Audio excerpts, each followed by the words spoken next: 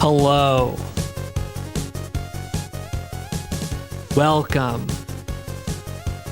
You know what people don't do anymore? You don't see that action a lot. Do you ever do that like at work or at, you see it sometimes places? In sports when they win the race. Oh, to the audience, like when they win the race, or in a but I need theater. to start doing that like at McDonald's when they're like, "Here's your order, sir," and I'm gonna go, "Thank you." It might not quite fit the occasion. Yeah, I Who don't knows? think there's a commonality of when that's used. It doesn't happen a lot. It doesn't happen a lot, McDonald's. and I'm gonna bring it back. So let's bring it back to our viewers. Thank you for joining us on this special episode of the DweeBros podcast. We're back in the studio, Ocarina of Time playing. Ever heard of that game? Now we're talking. Brand new indie game. And we are going to be doing our yearly tradition since 2017. We've gotten together and talked about our favorite top 3 video games, movies, TV shows. We've done it the same exact way for 7 years. That's the one structure we've held to. That's the one thing that's the constant that we've held to. And we've got some other things to chat about.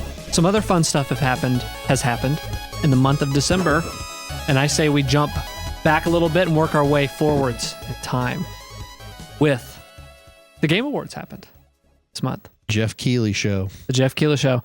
And this year more than ever, and maybe I felt this way last year, because when did E3 cancel? Was that this year? It was like COVID year. It was COVID. Or when did they say they are done? Was that last year? 2021 was the last year where like they were trying to come back and then they canceled, I think. Okay. Or was it 22? I It was feel like- 22. okay. Because like they said in 2021, they said we have plans. Okay. And then in 2020, said we're not running anymore. Okay. Because it was like they were stringing us along, like, we'll be back soon. We'll be back next year. And then they finally said, E3 will never come back. And it's like, it's been all, Nintendo started it, with the directs where, hey, we can just directly tell what we're going to be doing new. And that's a good source to get information. But that live energy and crap going wrong and getting to hear the audience scream, like kind of the reactions, that's been the most fun. And I feel like the only place to get that anymore to that level of E3, maybe not, as we had, but the Game Awards. Yeah, it's the closest thing. It's the closest thing we got. I will even say, and it dawned on me this year, because like when they were revealing like that robot game or revealing Okami 2 or whatever, there was no crowd reaction because it's like industry executives in the crowd. Like Phil Spencer isn't screaming for these games. So like it's still not quite E3 where like people are going nuts, but in terms of stage presentation and a developer saying we're excited to show you this, and it is the only time you see that. It just feels different. So thank you, Jeff Keighley. It was a good show this year. There was some really good, hey, you know what, with the structure of what this is, the Game Awards, and they have to have all these ads and kind of the announcements kind of melt into the ads, that you just have to do that to fund something that, to fund the show every year. But outside of that, the occasional, like, here's the new looter shooter, or the 50th co-op shooter that they have to show and advertise, it's like you'll forget about in 20 minutes. Outside of that, it was a really good show. There were some really like big, like heavy duty kind of things, which was kind of rumored. I'll say it also felt like there were fewer farming simulator battle royale things than normal. Yep. Like there weren't a lot of pink hair people jumping around shooting, doing like, those like were gimmicky crap. It was mostly just solid game announcements. Some of it I was into, some of it I was, it wasn't for me, but there wasn't a lot of cringe in the games getting announced, which I feel like that was the case maybe a couple of years ago. A couple of years ago, we were sitting down here watching one of these Game Awards, and I remember like at the 2-hour mark just being like, I can't do anymore. Yeah. Like if I see one more Fair Games, whatever game get announced, I'm going to lose my mind. This was better though. Did you watch this? Well, two things. One, the era of the Battle Royale, I think, is dying. I think it is going away. Apex Legends is finally reporting like negatives for the first time in forever. It's just Fortnite. Yeah, it's funny that Elden Ring is coming into it though. Which is nonetheless. But Fortnite actually they're reinventing. They just released a 6v6 shooter mode on Fortnite. That's first person. I'm like, are you Call of Duty? What are you doing? Yeah. But whatever. Nonetheless, so that's that one. The other one is I'm out on the Game Awards, and I've been out on the Game Awards. Oh, out. Yeah, that thing's a giant fart fest. I'm out on it. So I hold that opinion, and I'm probably one of the very few that does. Wow. Did you even watch it? You didn't even watch it. No, I don't care. They have DLC up for Game of the Year. I'm out. Get out of here. I'm done with you. Well, hey, we get a mix of opinions on the DweeBros podcast. But yeah, absolutely. Yeah, let's talk the heavy hitters. Let's talk the first one, and the one that I kept thinking about the whole show was Anoda. I forgot how to say his name. Yeah, but the guy that did Shadow of the Colossus, and his team did Shadow of the Colossus, Ico, Last Guardian. Yes. So we've heard about for years that he was going to be making a new game, kind of an indie game, after Japan Studio kind of closed down, and this kind of was like, what is he going to do? So it's been since 2016, we haven't really heard anything. We've seen little concept art of what they showed, but I was not it wasn't in the realm of possibility. I was expecting that at the Game Awards. So they showed that it's like this robot ripping the head off this robot, and just it feels so eerie. Just the way that trailer was just portraying this character and world. Oh, it's that director. There's amazing. Something about the look and feel of his game worlds, and I don't know. It can't all be him. He clearly has a team. Maybe he works with some artists. Does he do the art? I think a lot of people left with him from that, and that's what happened, because it feels very like those. It looks like a continuation of like the weird, like kind of spiritual robotic type stuff you would see in The Last Guardian, and the giant Colossus, the scale of the Colossuses, and it looks like it's going to be a very unique, maybe another Strand type game. Maybe it's another. It's a Stranding. It's a Strand. It's a Strand type game, because I definitely got the feel like you're in this robot and then you're leaving to go somewhere else, and that is all going to get wiped out, and so. Feels like maybe you're on some kind of an odyssey or a journey somewhere, and you're in these big giant robots. But I thought it was an amazing trailer. Yeah. Definitely the best trailer of the show. So that was supposed to be an indie game. I don't think it's an indie game anymore because of the time that's passed. Like this thing is bigger. And it didn't look indie. No. It looked like, now all of his games are PS2 games. Yeah. Even Last Guardian. And I kind of just expect this will be another PS2 game. But so if you want to, call that indie, I don't need like a quest log in his games. I don't need, mini games. Yeah, every one of those games feels like, you don't have achievements, you don't have these kind of modern things to it. It's all just very like, what is an alien made this video game? It always feels like with all those three. No like UI a lot of times. There's no like menu you're navigating. You're just like, it's all very is diegetic the word, where the experience is just within itself. Yeah. Like maybe so. Like even in Shadow of the Colossus, like when you're trying to see which way to go, you're turning your sword and it narrows the focus of the light. The light. Like I think the people that make like Journey are very influenced by that. Just that idea that everything that's a game mechanic is just visually in the world itself. And I'm whatever he's serving up, I'm down to play it. Yeah. So that was the first big one. The next one was Okami 2, which I'd never played Okami 1.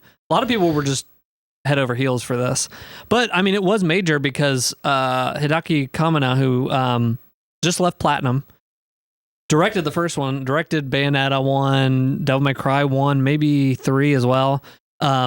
He's coming back to direct this one, so it was really cool. Like all these like major like things that people loved, and this director came back full circle. I think that's the biggest story. It's not just even Okami 2. It's just that Platinum Studios is kind of done, but he seems like I didn't know the full history here. I guess there was a studio called Clover Studio. Yes, and they did Okami and Beautiful Joe and God Hand. Yeah.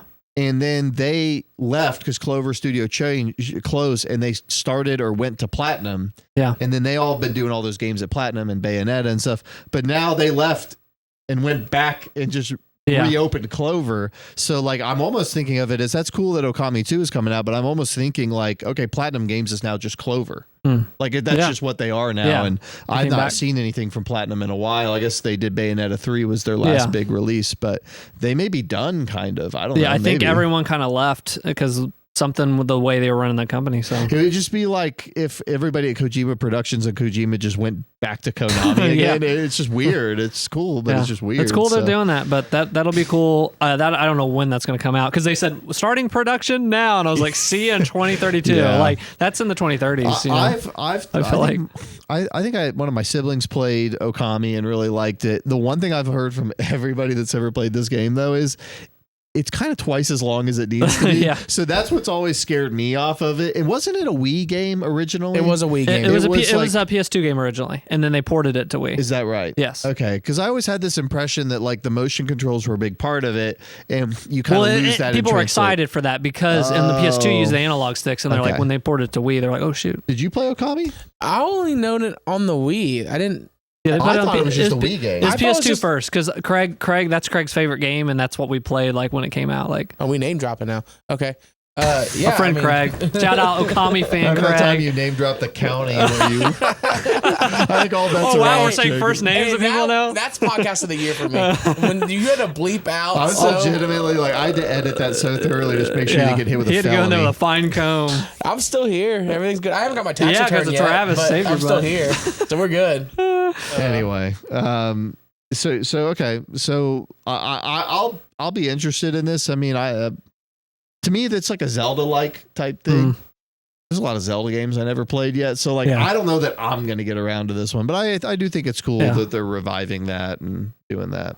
Two other ones I want to talk about.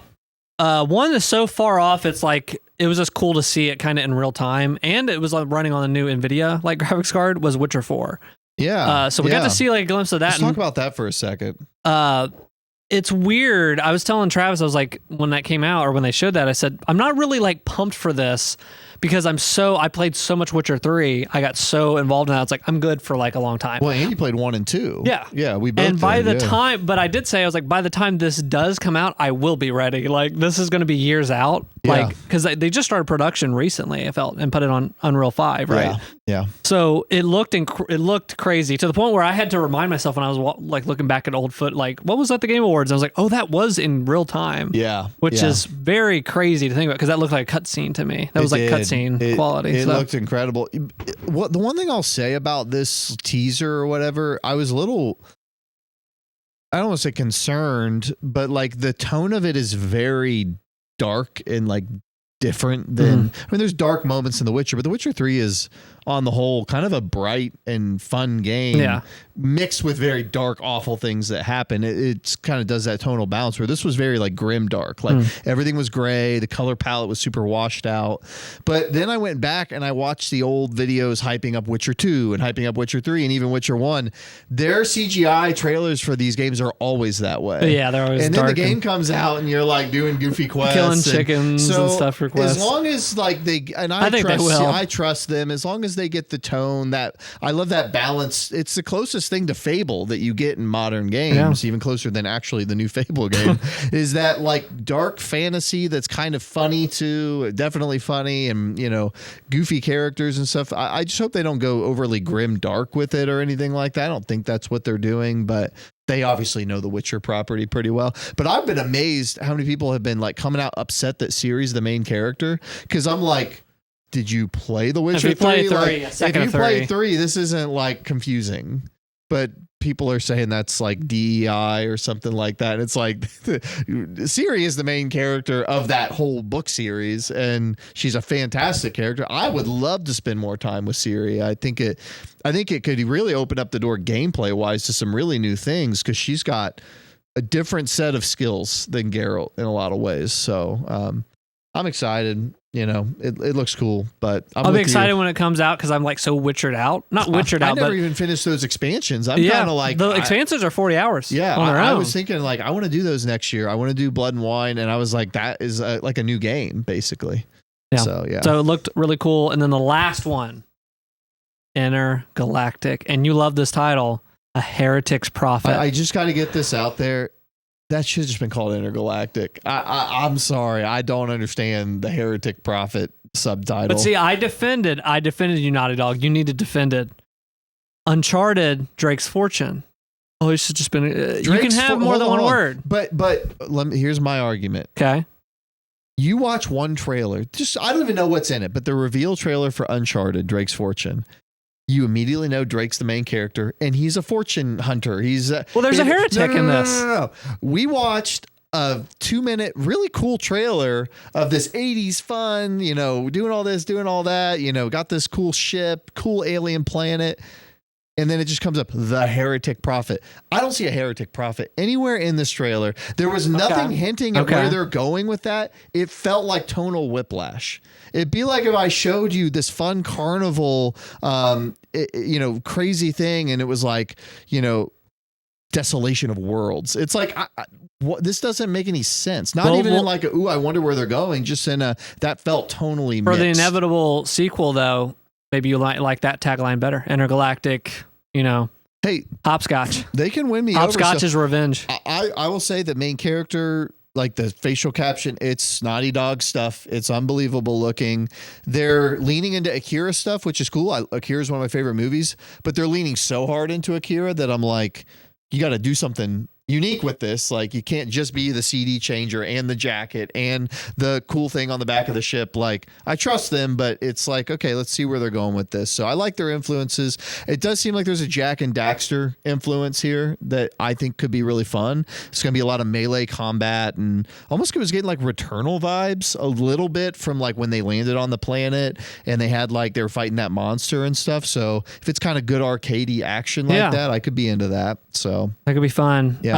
No, it looks crazy. It's so cool. Like the past couple trailers they've showed for Last of Us 2, or they show it for Uncharted 4. They all had something animation wise you've kind of not seen or to that level. Yeah. And I think this one was her like drinking from the straw. Yeah. I was like, that looked really incredibly like fluid and good. It did. And with Uncharted 2, it was like, I remember the sweat on the back of those like hair that you get like on like that looked really awesome on Uncharted 2's, or not Uncharted 2, Last of Us Part 2. But I think this is gonna be really cool. The more I read about it and what they're kind of doing with it, it seemed really cool. Well, you're excited as long as it doesn't become a disastrous, horrible, sad game. This immediately this had more humor in it than all of Last of Us Part 2. So let's. What would you do if you get halfway through this game and it just goes off the rails into like hatred and sadness? You would just be so upset. It splits and you're the bad guys for the other half of it. You are the Heretic Prophet. Hey, we'll just come back in 4 years. If you are the Heretic Prophet, then you know what? But you know what? This trailer did have some goofiness and whatever. They were trying to do humor and stuff. They were. So you like the Heretic Prophet? You think that's a good subtitle for what we were shown? Well, the title is Intergalactic. So it's like subtitle. Yeah, the subtitle is fine. The subtitle is fine. How would you say it related to anything they showed us? I mean, we'll figure that.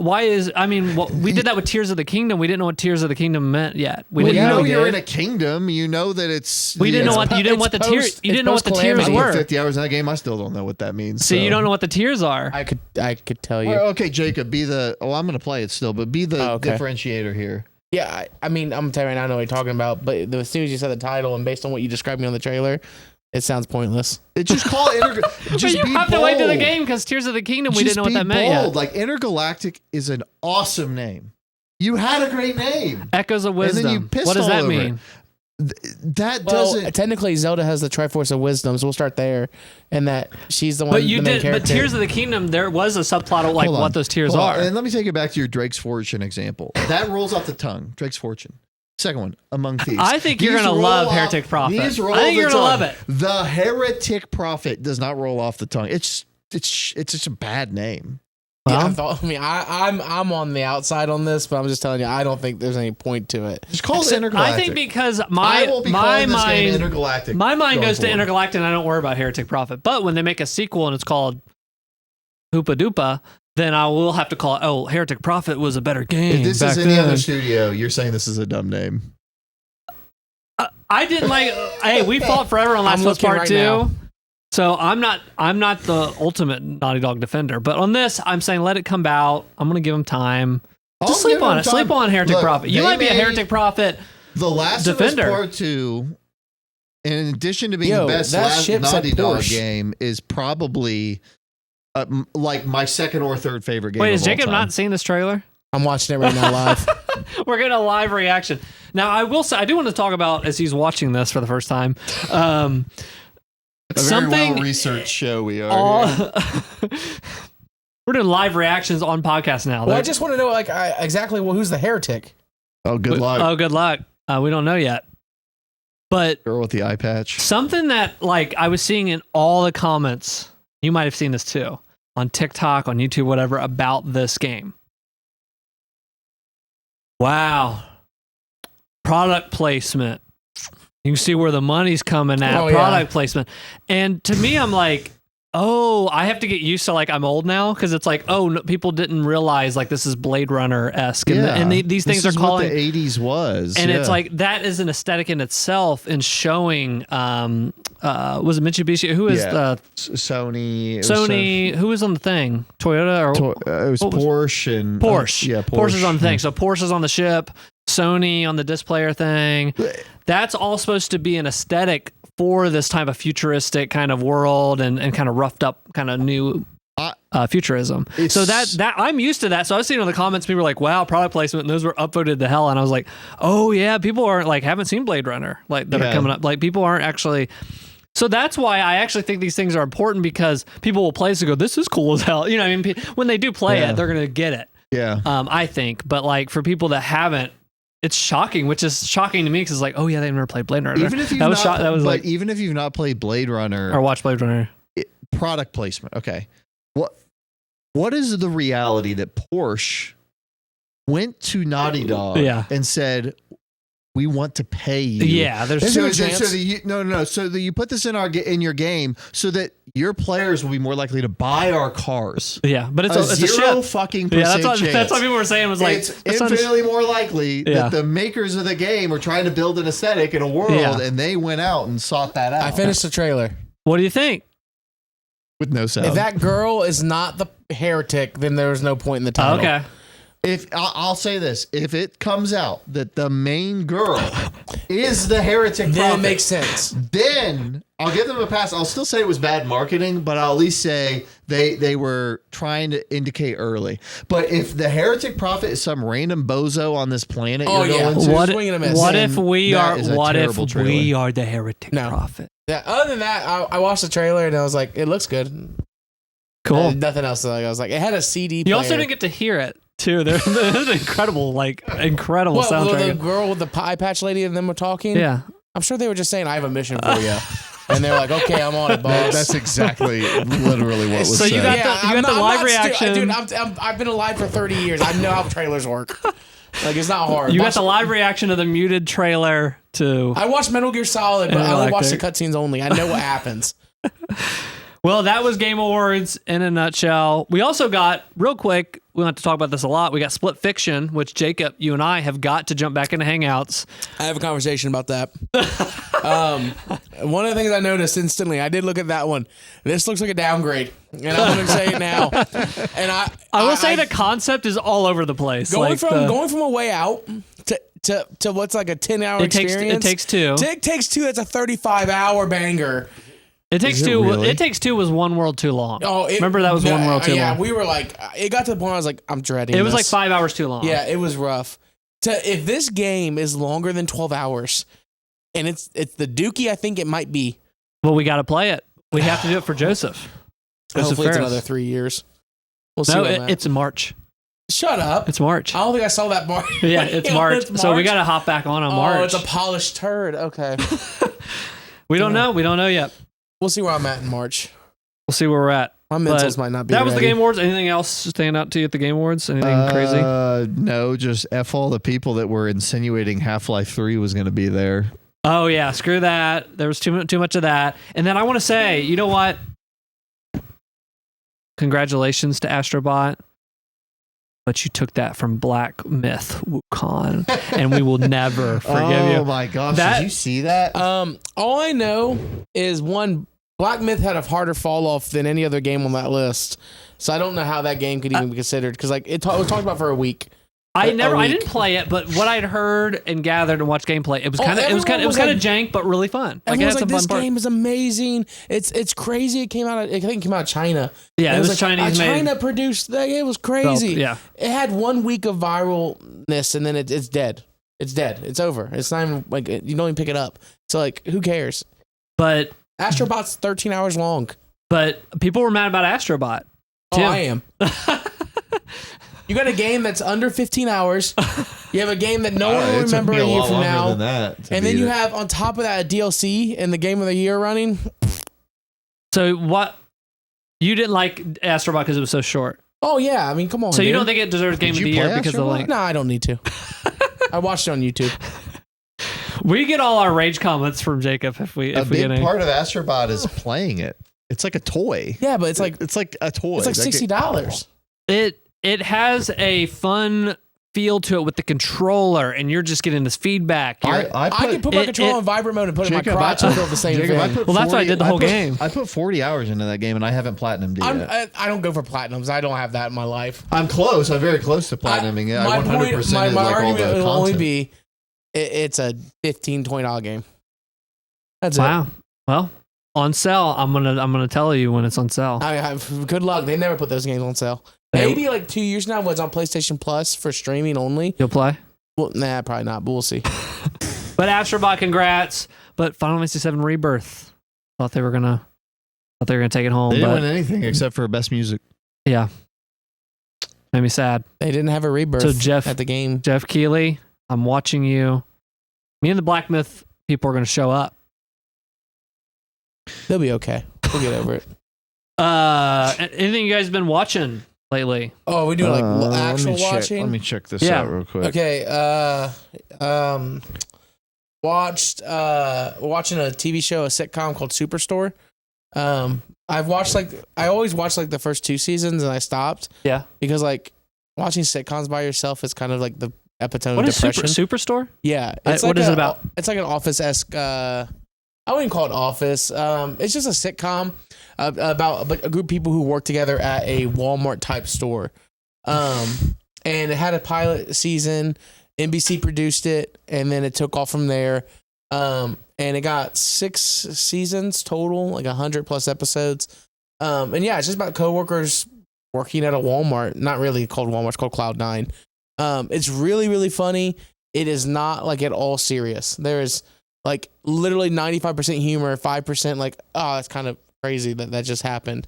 But the story development through the humor is really good because you like the characters because of how funny That's they are. a fun concept, fun place that we have. Yeah, it is. And the best part about it is as it got more, you can tell as it got more popular because they started poking fun at like Target.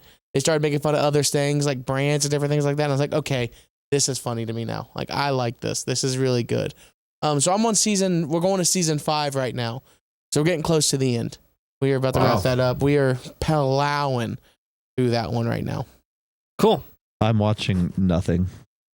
Wow. You should watch Paint Dry, dude. I'm also watching Dragon Ball Daima.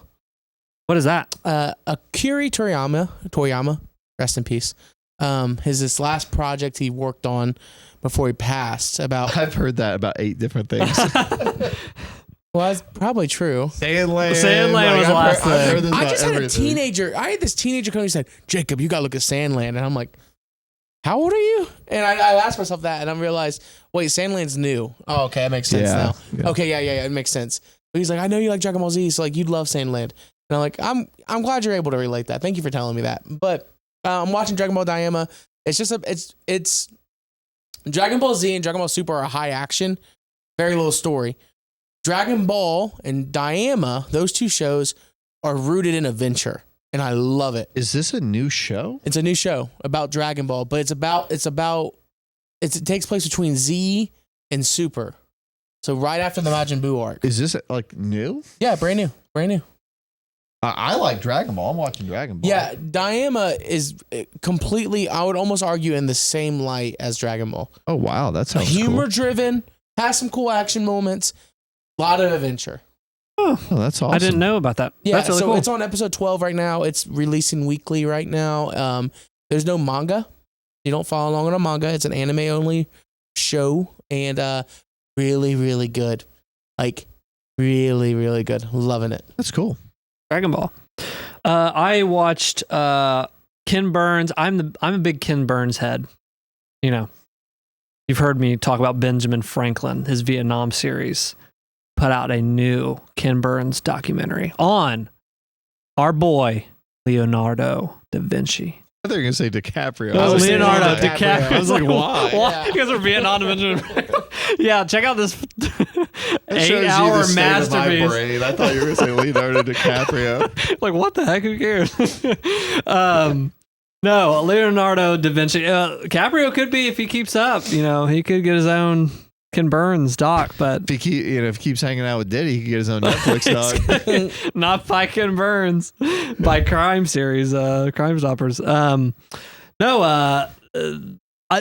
There's so much I didn't know about this dude. Like the episode, so it's like only 2 episodes. It's like total like 5 hours long. It's gonna be the first time someone said that about Leonardo da Vinci. It's so much I didn't know about this dude. Well, there is stuff that I didn't know. You know what? This is gonna be very sad.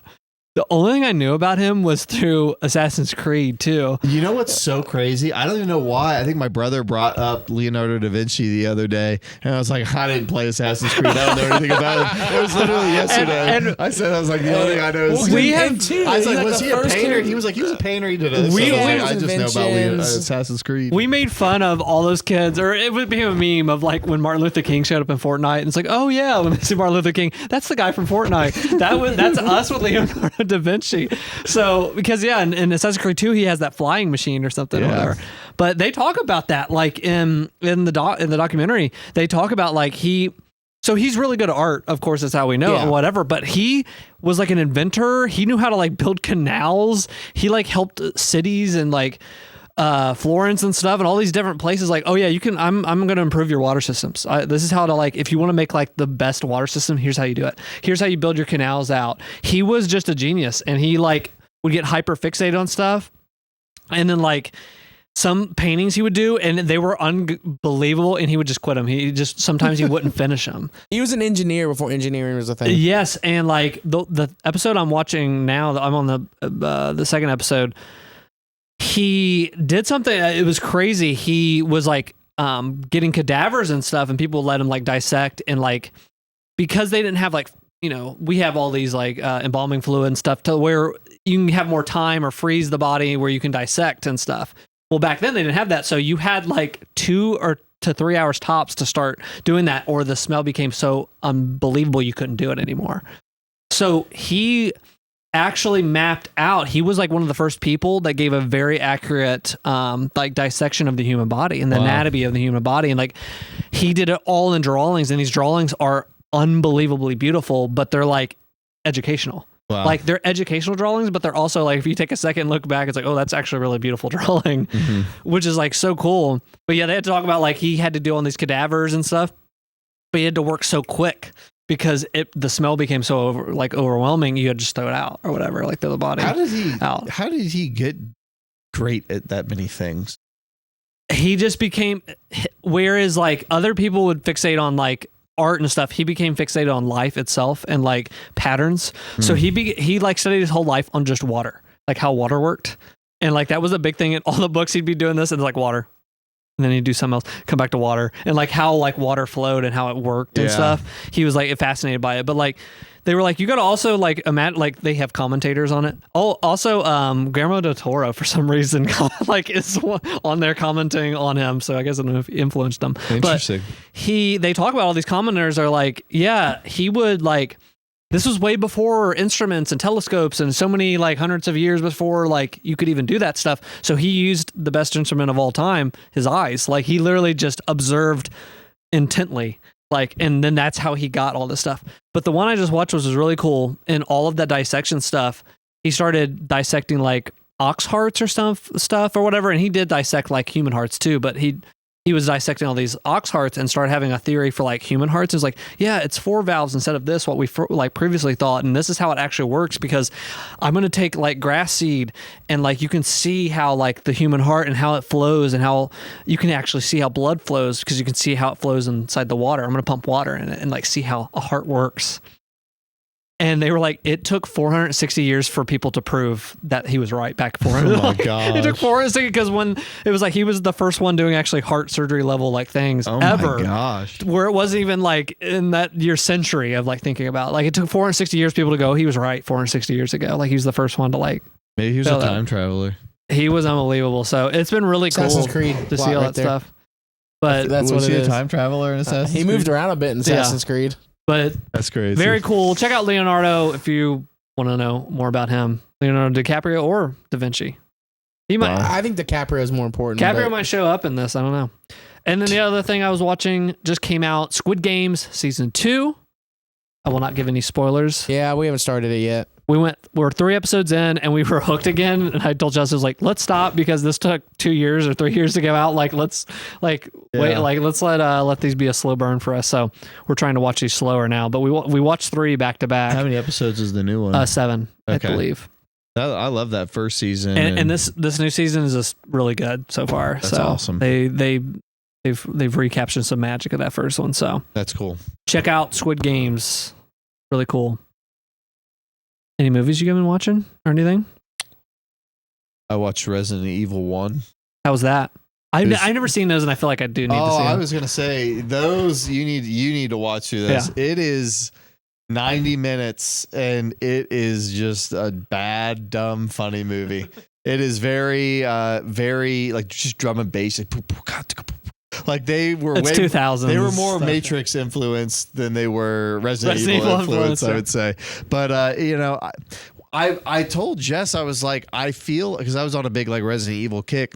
I was like, I feel like this movie, I've never seen it because I've seen the second one a bunch, but I was like, I can't explain it. I feel like I've seen it before. And now that I'm watching through these again, because I watched a little bit of the second one, they are embedding whole scenes from the first one in the second one. And in the third one, like they are just chopping up footage and using it again and retelling the whole story every time they make a new movie. So yeah, Resident Evil 1, goofy, fun, goofy movie. So yeah. Yeah, I've heard a lot from those go down quite a tangent. Yes. I saw Wicked. Oh, how was that? Yeah. It was great. Wicked was, I've never seen Wicked. I've never seen either the play or whatever. So I was like, but then they said Ariana Grande is in this. I was like, all right, I'll check it out. Like I think Ariana Grande is insanely talented. So I've always thought that. So as soon as I watched it, I was like, dang, she is really talented. The thing that made me kind of surprised from this is like they are like flying around. They showed behind the scenes and they're like flying around on like ropes and they're still like, I don't know the name that plays the witch or whatever, but Cynthia. She's incredible. Something. Like she was singing all that like flying. Oh, yeah. It's like, oh my gosh, it's hard enough to do like standing. I think some of it, because like I watched some of the behind the scenes stuff now that like it's kind of some time has passed, and one of the things she was a diehard about was like, I want it as little CGI as possible. Yeah. So like she sat in the makeup chair, got as green as she could. Like they put all that makeup on. She just, everything she was said, I just know that like if we can do this as authentic as we can, it's going to look authentic. And I was like, from an actor standpoint, I was like, good for you. Like you're willing to put that work in and you're willing to do that. That's really cool. And it showed. It was really, really good. I'm excited for part 2. Part 2 comes out next year. Yeah.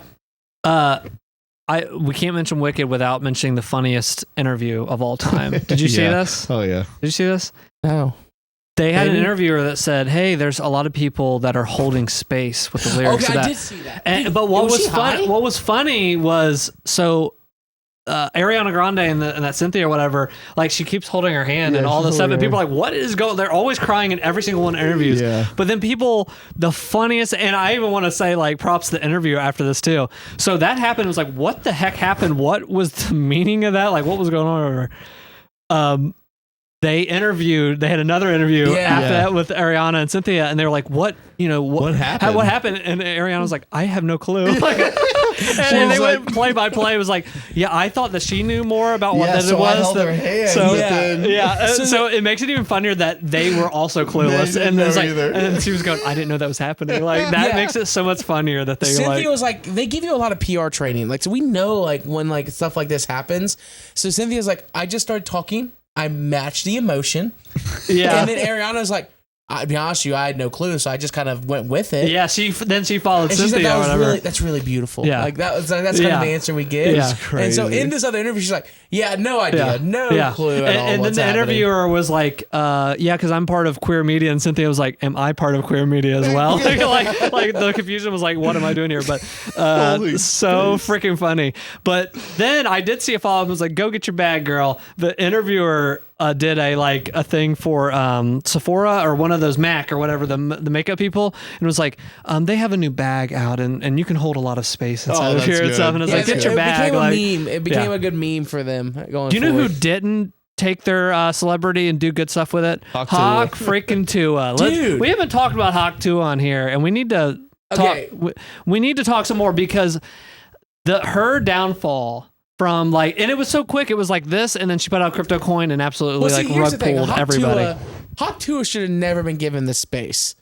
She was not at all. Shouldn't have held space for her. Should not have held space for Shouldn't her. have held space. I didn't know this was happening. She got funding, and someone decided to give her money. And here's where I think there's a pyramid scheme behind Octua. Gave her money, allowed her to make a podcast. Became a very popular podcast because people love to just talk crap. And in order for you to talk crap, you have to engage with it. So she got a ton of listeners, a ton of people just pop it in.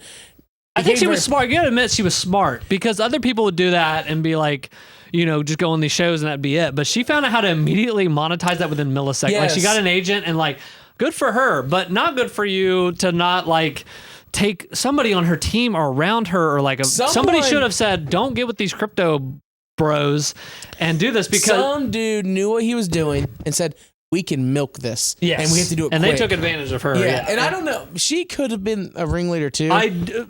I don't think she knew the ins and outs of market cap. I think she got. I agree. I think she got played. She got played. She said, "I have to go to sleep." Or yes, something on Twitter. The funniest. You got to look up this clip of when what happened was. These people, a famous YouTuber was in her what's it called on Twitter? The Hangouts, or what are they called? Yeah, that's a Hangout. Spaces. They held He's Spaces a on Twitter popular Space. Crypto analysis. He loves looking at. He calls out hey, CoffeeZilla. This is CoffeeZilla. He's the type of person to tell you hey, this crypto is legit. This is a crap coin. We can tell the differences. Altcoin, whatever. And he straight got the ability to talk. And he was like, this is the most abysmal launch. Went through just completely. Drilling her and the people on the thing with her and then cuts him off and goes, all right, guys. Anywho, I'm headed to bed. I'll see you guys later. And the funniest freaking thing, so that was already hilarious because people are so you hear okay, and because she just leaves. But it sounds like a Looney Tunes character. She goes, well, anywho, I'm leaving and I'm going to bed now. And anywho, but that is the funniest. She disappeared for 3 weeks. And people said, they updated her Wikipedia and said that happened. Is but we assume that she's still asleep.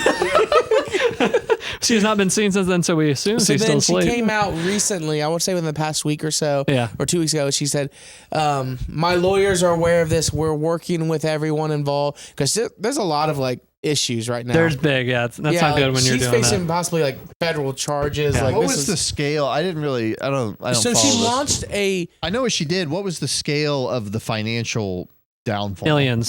Millions upon millions of dollars. Millions? People spent millions on this together. It's what you do, and this is unfortunately the very negative side of crypto, is that there's no regulation. So what you do is you pre-sell all these coins, and so you pre-sell, and the hope is you pre-sell enough that it launches at a high number, and you get that money back right away. The problem is the only person who knows those numbers are the people who are selling the coins. But by that logic, how are these not all a ripoff?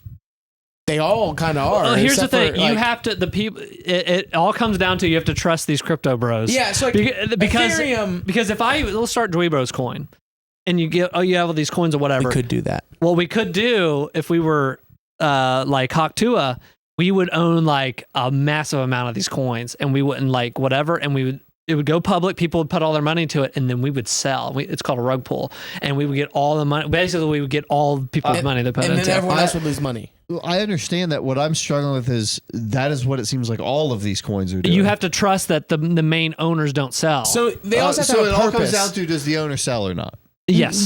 The Because, main coin people that make this. Bitcoin, Ethereum. Bitcoin didn't sell theirs. Stuff like that. They have backing because they have processes that they're trying to fund, whether through blockchain or whether through development of technologies.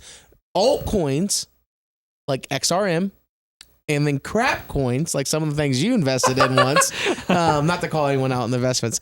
Those are meme coins. Hawktua was coming out with them. It was going to be a meme coin. The problem was everyone gets FOMO, and they look at we missed out on Doge, and this could be the next Doge. This could be it. And it launched at an insanely high number. I think it launched at thousands of dollars per coin. Hawktua is $1,000 a coin? Something like that. Crashed. I mean, I'm talking down to $12 a coin. If you spend $1,000 on something called Hawktua, I put my kids 529. Well, there are people Hawktua. I invested hundreds of thousands of dollars in this. If you have hundreds of thousands spent on that, then I have no sympathy for you on any planet. I wonder if half of those people were serious, and I think half of those were unserious. But But the problem is when it is coming out that it was millions of dollars of shares that were traded away. like of coins, it completely ruins the market. Because like, and again, this is all the market of what? Like that's what I don't like. I don't care. But it's Hawk coin, dude. So you needed to get Hawk coin. Hawkonomics says this. I'm just kidding.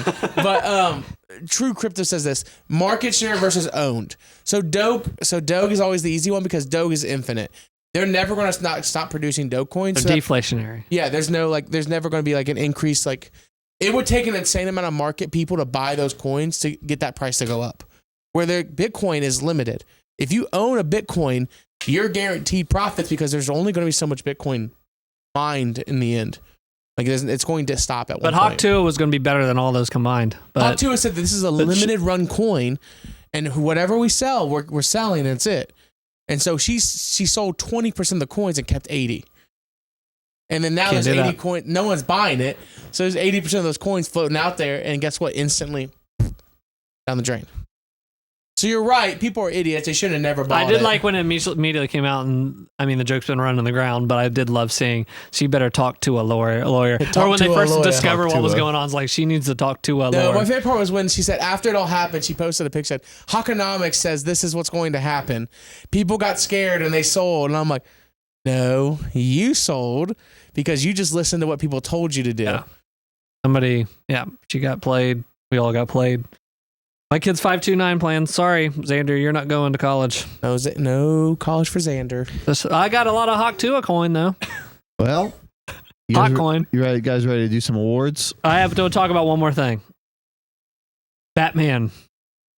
Well, I watched Batman Returns. Oh. And Batman and Robin, which I haven't seen since I was a little kid. This is the one with Jim Carrey. I always saw the new Batman. Oh, that one got delayed. Yeah. That's never going to come out. Yeah. But no, I haven't seen these in so long, and I watched them again, and they are a kid's movie. I think I'd heard this recently. It was like, those are kids' movies to sell action figures. They are kids' movies to sell action figures, which I love. As a kid, that was kids' meals. It was amazing. It was just so freaking fun. But Jim Carrey kind of steals that entire movie. And I didn't even know this. I thought it'd been so long since seeing these. I thought George Clooney did both of those Batmans. He only did Batman and Robin. Val Kilmer was the first one. And I was like, I had to look up. I was like, why didn't he come back for the second one? Because it's the same Robin, but a different Batman. Yeah. Val Kilmer had nipples, right? Was he the nipple Batman? No, that was George Clooney. Clooney was George the Clooney, Batman. they made nipples on him. It was in his contract, maybe. But I looked online and people were like, he was so incredibly difficult to work with, Val Kilmer was. And also, he's probably my least favorite Batman because he's so boring. And then that's why I started seeing online. People were like, he had zero personality at all. So he is the worst Batman to me. Wasn't like unbearable, but it was like the most bland like Batman ever. But Jim Carrey's good. That's why Jim Carrey is able to steal. But they are closer. Those two movies are closer to the 1960s Batman than like any of the other like. Yeah, that was always my impression. It's like 60s. It's extremely silly. I didn't realize just how silly it was. I just thought it had an aesthetic to it. But I was like, at one point, Jim Carrey and I forget the guy who plays Joker in that one. What's his freaking name? Don't know. But Joker? No. The Riddler. The Two-Face. Sorry. His name. Oh, Tommy Lee Jones. At one point, they're like, we're going to get Batman. And like Halloween is happening. It's like, we're going to go up. And their whole scheme. Like Twin Peaks and they're like together, like, we're going to get him. Both of us. Because he's Two-Face. Is like, both of us. Yeah, the whole era like, of the Batman logo being like the yellow and black, I think was a kind of like you had to live and see it then. What was the time between those and Batman Begins? It was like 6 years, wasn't it? Was that 2000 or 99? 97 was the Batman and Robin one, because 95 was the other one. So you'll get 2000. When did that come out? 2005. 2005 was Batman Begins. Yeah, because I remember when Batman Begins was coming up, people were like, "This is a breath of fresh air." Yeah. Oh yeah, that's just a total different tonal. We're gonna get Batman to. They made it animated hard after that. They just let the animated stuff roll through. Animated was really good, but those are both really goofy. I kind of struggled through them. I don't even think I'm done actually with Batman and Robin. I didn't even finish because I have to watch it like 6 sessions because it's like so unbearable at times. Yeah. But very goofy movies, but check them out. All right, enough of this silliness. Let's get serious. We're being serious now. Why so serious? Oh my gosh. I do want to talk about one more thing. Not going to be in the award stuff. I played a game that as a kid, I've always like, what is this game? What is it? I have a game too. Legacy of Kain, Soul Reaver for the PlayStation 1. Seeing that box art, vampire and stuff, I wasn't really into gory stuff, so I was like, oh, it's kind of cool looking, but it might be scary. I don't know. But I finally played that because they just put out the remastered versions of the first and the second one. Same team who did Tomb Raider Remastered put these out. Should have left that game where it was. It is so empty that it controls so hard. They didn't put any quality of life improvements. Whereas even the Tomb Raider Remastered, they gave you a choice of doing new controls or whatever. Let you do new quick saves. This, like, if you die, you go all the way back to this like warp thing, and you have to find your way back through these. RPG? No, it's like a action game, and you like slice at the enemies, but it controls terribly. I pulled a Jacob and I watched the cutscenes. I was like, good job. I was like, at the 5th time I died on the same boss, and I had to retract Dark Souls style to this janky world, and I didn't know where I was at, and was like, gonna do that, and then I will check out for the next podcast. We'll talk. Your time is more important. Yes. As I get older, I'm quitting games faster. That's right. I was like, this sucks, and I watched the cutscenes real quick, and I was like, that's cool. The voice acting is like Metal Gear Solid. Like Metal Gear Solid and that, I will say, are like next tier, like Oh, wow, that's Hollywood cool. level. They got Hollywood like people voice acting that. Oh, wow. And it's awesome. So that part I will give thumbs up.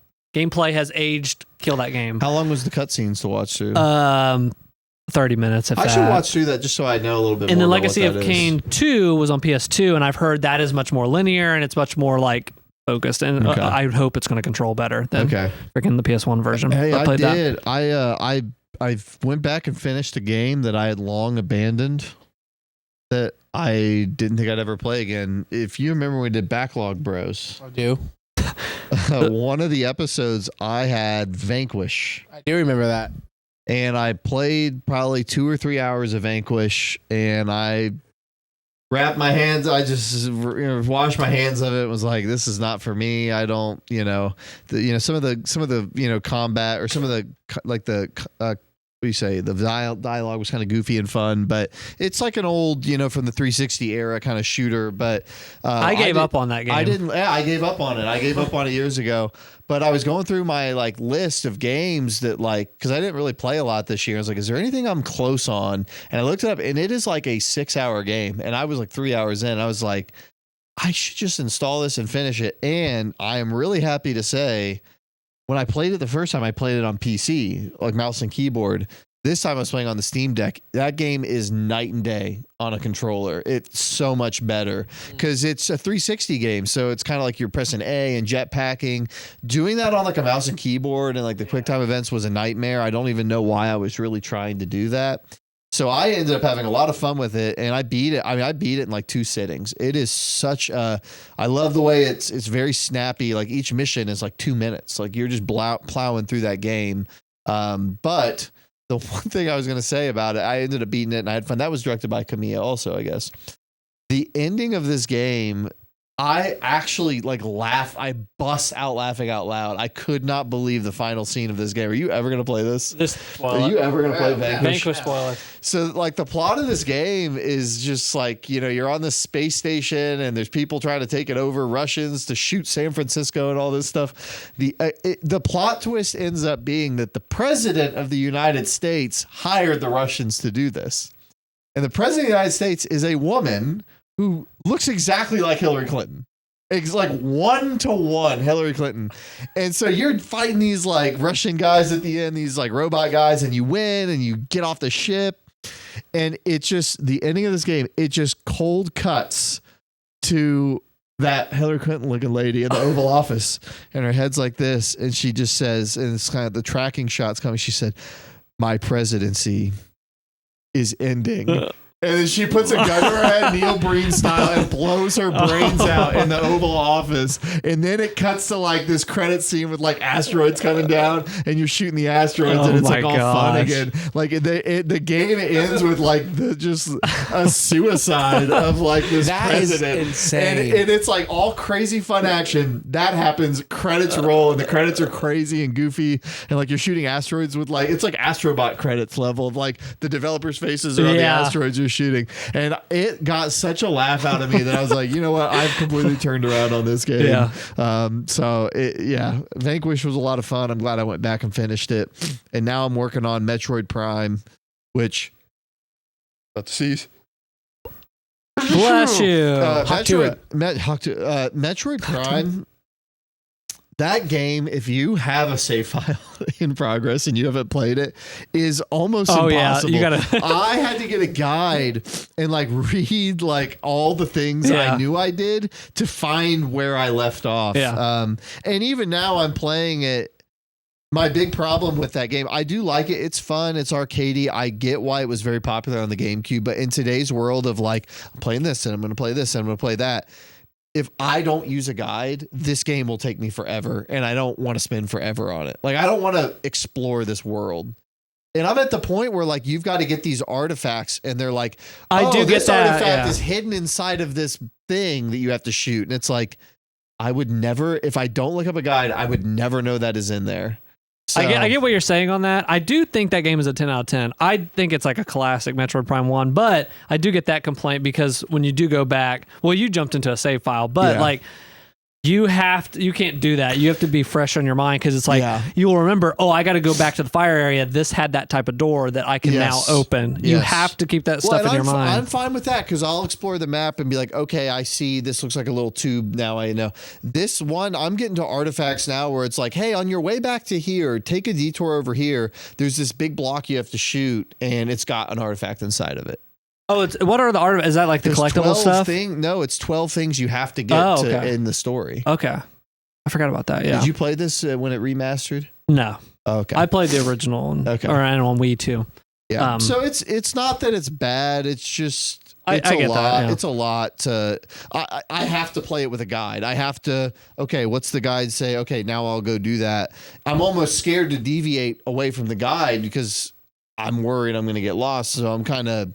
It's not so bad. Like now that I'm in the flow of it, I'm good. But it's a good game. It's just but I probably won't play 2 or 3. I'll probably just play 4 when it comes out at this point, and yeah.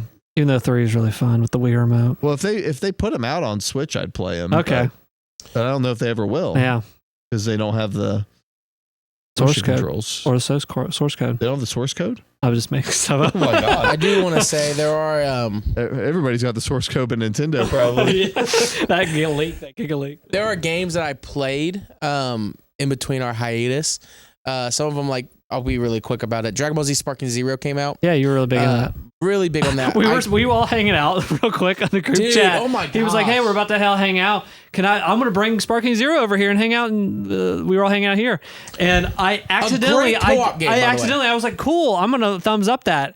And then I was like, "Hey, did you bring that?" And you're like, "No, you thumbs downed it." Yeah. Well, the problem is you thumbs down it, and then our friend Alex was like, "I ain't playing that game," and I'm like, "Wow, so man, you got crapped on. You got crapped on instantly in the group chat." And I was like wanting to play, and I was like, "Oops!" So you got double crapped on. Yeah, because I was like, "Man, they just did the big co-op update, and like they have split screen now with all the maps. Like this is gonna be really fun." So I do want to play that soon. So, anyways, Tenkaichi 3 was a large part of my childhood. I mean, my siblings and I, we had rule sets. We played that a ton.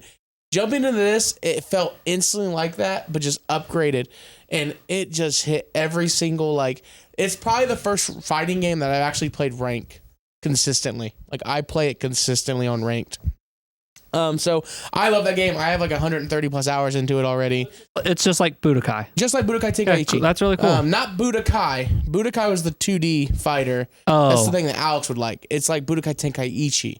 So that one, that was more 3D space? That was the 3D fighter. Okay. So, but cool. It's still, Kenny would come over. I played Kenny, and Kenny beat me a couple times.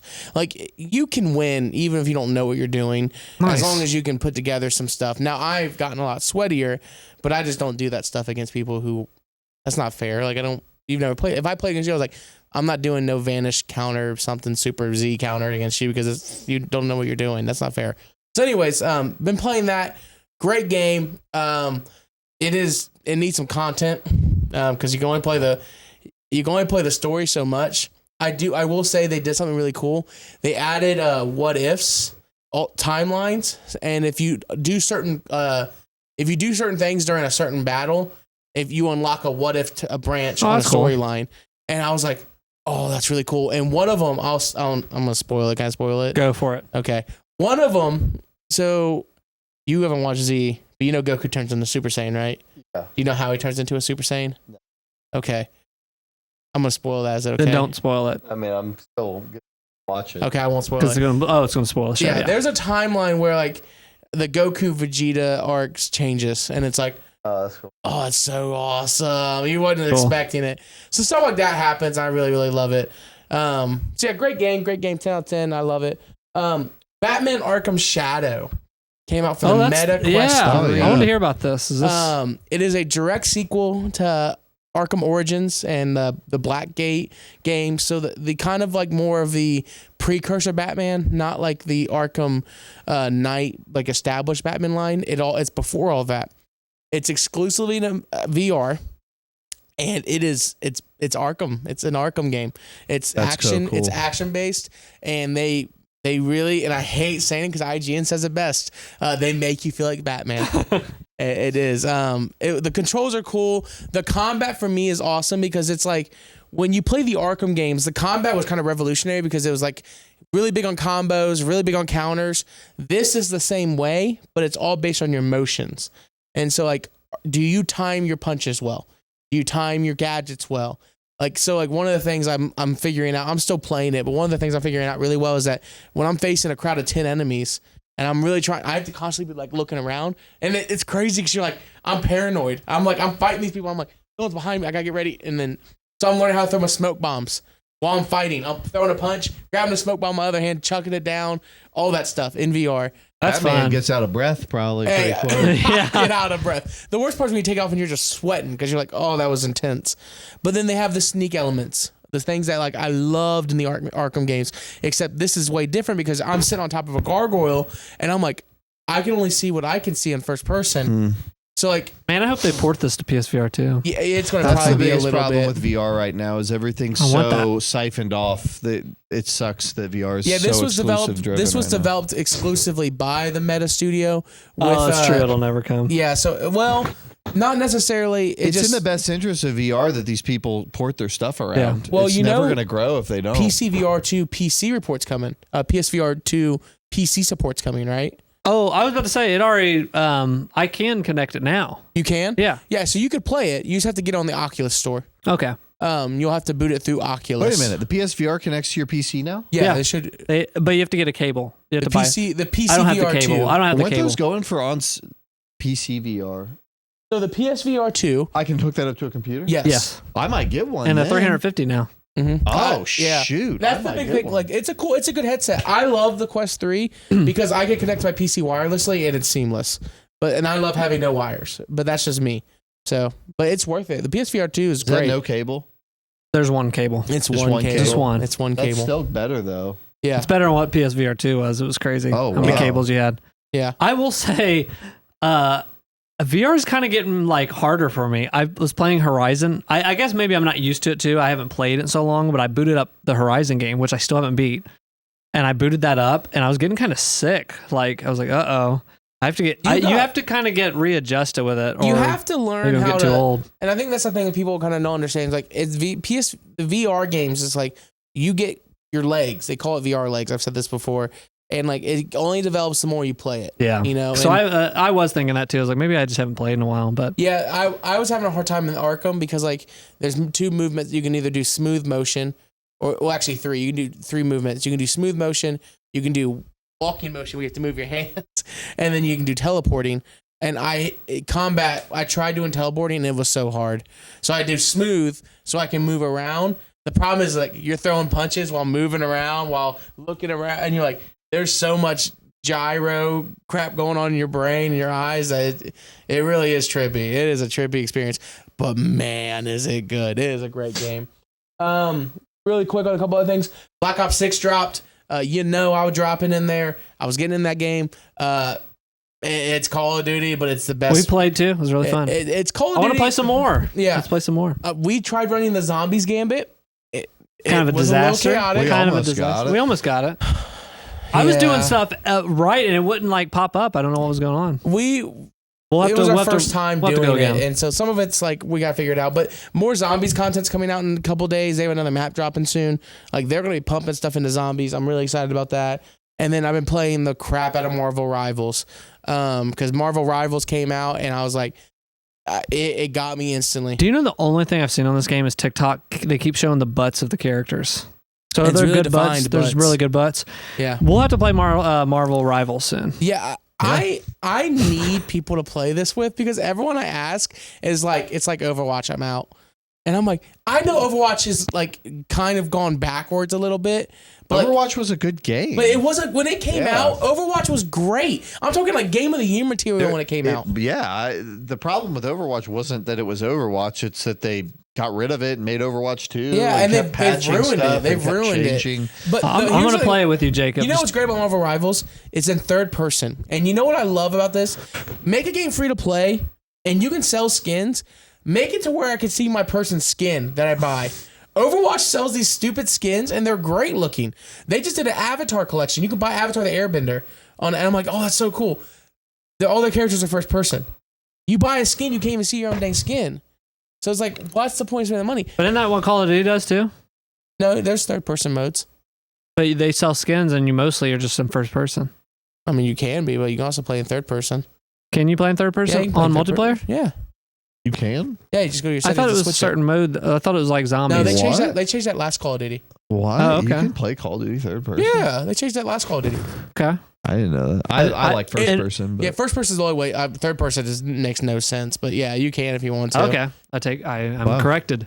But yeah, and Marvel Rivals is it is a blast, and so yeah, it's a really good game. So those are the games And I've been the playing. camera's behind the player. Yeah, the cameras are behind the players. Yeah. So like, I bought an Yeah. Iron Man skin from the movies. The Iron Man from the Infinity War. What about the best Storm? version. What about Storm? I don't play Storm. What about Spider-Girl? Spider Girl's not in it. Penny Parker what is. about Hamster Girl? Hamster Girl is. Hamster Girl's Hamster Girl. I What can't have an about opinion on her. Ant-Woman? Huh? What about Ant-Woman? She's not in the game. Jeff What the about Shark the is. Jeff the Shark? He is awesome. Hey, What is Jeff the Shark? the Shark. Jeff the Land Shark is the best Marvel character to ever It's hit a game. crazy. What- I don't even What movie? understand how What you- movie? It's not a movie. It's, It's a just comic. a comic. Oh, it's a comic. Okay. Jeff the Land Shark is a healer who shoots water at you and shoots spitballs. But here's the thing. Jeff the Shark has an ability that is the best ability in the game. He swallows people, and you could spit them off the map.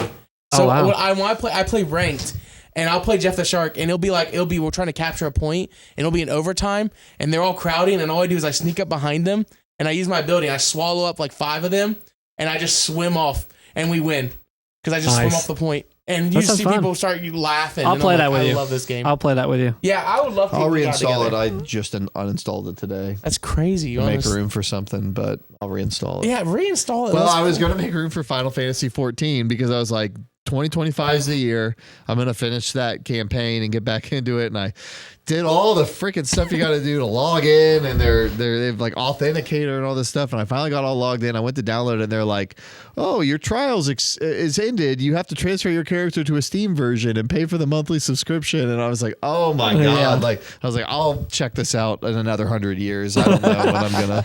Because that's why I was playing it, because I had a free trial, so I could get to whatever level I could play the story. But now I got to go back and do all this crap. So.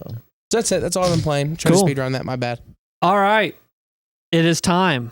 Yep. That was just the appetizer. 1 hour in.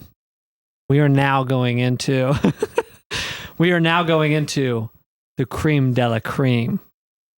The thing you've always waited for. That is the awards. Where should we start this year? Movies? TV shows? Just start with TV. TV sucks. TV so TV just get it out sucks. of the Let's way. get it out of the way. TV doesn't let's do it suck. I don't fast. know what the heck they're Okay, talking so about. I have no shows. I will. Hey, I have shows. This is the first time I think I. Okay. All right. Okay. So let's do this, Zach. 'Cause it's just Okay. me and you. Do you have an honorable mention this year? Yeah, I think so. What the frick? Hold on a second. I have one, and then as I'm looking at it, I said, no, it's not an honorable mention. Because I thought about it, I was like, we didn't even finish the show. Oh, okay. So I wrote it down because I was like, it's one of the TV shows we actually watched. Okay. So, but Sorry, I'm not something even- was going crazy with my Are app. all Okay. of your shows like new shows from this year? 2 of them are. It's crazy. I've got 3 shows. Yeah, I have 3. I have a top 3. You start. All right, my bronze medal, Number 3. third place, goes to a sitcom called Superstore that came out in 2017. You talked about that. Cool. Yeah, good move. Good show. Good show. I think I did have an honorable mention. I want to give an honorable mention to something that, again, I've watched more of this than anybody in our friend group combined. Walking Dead, Daryl Dixon season 2. What are we doing, dude? Great season. He was in France. He's still in France. Stuff's been happening. I really like that. Daryl and Gerald. Daryl and Gerald. So now it says Daryl and Gerald. No, it's legitimately just cool. It's just cool stuff that they're doing. I am watching knowing that I've seen more Walking Dead than any of my friends. You have. Honestly, you're becoming my only Walking Dead friend. I'm a Walking Dead head. If you want to talk Walking Dead, I'm your Walking Dead head. Good for you, man. So that's my honorable mention. Number 3. I think your brain rotted when you watch. You know they have a Walking Dead VR. Walking Dead, They have a Walking Dead VR game. You know that, right? Too scary. But you watch the show. But that sticks me in that world. I can't. I don't want to trap myself. You're not a deadhead. Wow. Okay. Well, number 3. My number 3 TV show. Got to give it to the series finale of Curb Your Enthusiasm. Is that the show? Okay. Yep, that was the series finale. He said for years like this is gonna be the final, but this one was like legit the like end, and like a lot of these people are dying off. Like a lot of people are just dying off. He's It's getting good older. time to end it then. Yeah, you want to end high and amazing. I think like the ending really sold it too. The stuff that I don't want to spoil it, but it's well worth like watching this whole show. I think this is the 13th. It was 13 seasons. I could be wrong, but very freaking funny. This season was still like I was cracking up at a lot of the stuff that they were doing it. So I was like, wow, all these years. What helped is like they didn't do it every single year, of course. Yeah. Like it was since 01, I think was when it premiered. So just like it took some years off and come back and new storyline and stuff. Show. So number 3, Curb Your Enthusiasm. Okay. Awesome show. Second place, Dragon Ball, Daima. It's easy. It's an easy second place. It's an easy layup. Yeah. Phenomenal anime. And it's probably one of those things where I'm like, I can't wait for it to finish. Wow, that's your number 2. And then That's my this is number what 2. your number 1 is. My number 2, I'm not even through it yet. I talked about it just a second ago. Squid Game. 3 episodes in, I'm like already having an amazing time. This year my TV gosh. sucked. I'm able to do that more as I get older. If I'm playing a game or a show, it's like, is this good? Is this going to probably be whatever? Hey, I could eat my words. I'll tell you when we finish it. You might I eat get to the end words. of Squid Games like this just fell off. I will say, but it's really picking up the concept and the thing they're doing with it. I'm really like involved with it. Like That's it's really cool. Like I'm really with it. I will say, when I do watch this, it could be in my top 3. Okay. It would not surprise me if it is. You might have an update for next podcast. Possibly.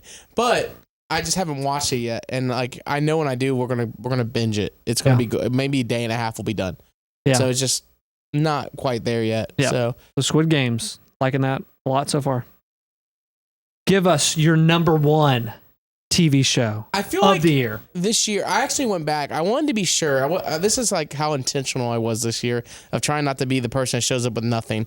I don't blame you. But I want to go on I record. watched a lot of Dragon Ball. I don't blame you. I But watched going- a few episodes of The Curse and it was good. I just didn't finish it. I That went was back last and year, wasn't looked- it? Or was it? That was last year. Well, I went back and looked catch up. at TV shows that released this year, and you said seasons, and it made me think The Bear season 3 came out this year, didn't it? That was this year, yeah. Okay, The Bear season 3 probably would have beat Superstore out.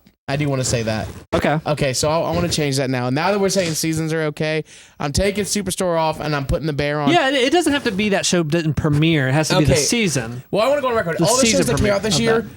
were butt. And I went and looked at the Wikipedia list, and I read through it, and I was like, I can tell by your titles you're butt. But there is one show that I think deserves the gold star, Okay. and it's Fallout. Fallout is my TV show of the year. And also mine. Yeah, that's a no-brainer. That was a no-brainer That show across the board. I loved more than any of the games I played. Yes, of Fallout. absolutely. I think they like managed to love New capture Vegas, though. the games. So yeah, I never played Vegas, so I can't speak to that. But the Fallout 3 and 4 I played. But I think that this show just absolutely took that concept of like, you know, what's moral in the wasteland? What is actually the good thing to do? Is there good guys, bad guys? it's a home run. Like Yeah, from custom design to like the characters are so good. Oh, I loved every single episode of that. That is definitely number one. The thing that sold me on that show, though I haven't watched it, but the idea of watching it. Idea of watching it. I guess there's a scene where like somebody gets like knocked out or knocked down like in combat, and they do like this thing, and people were showing they're like that is 1-to-1 the animation they do in the game.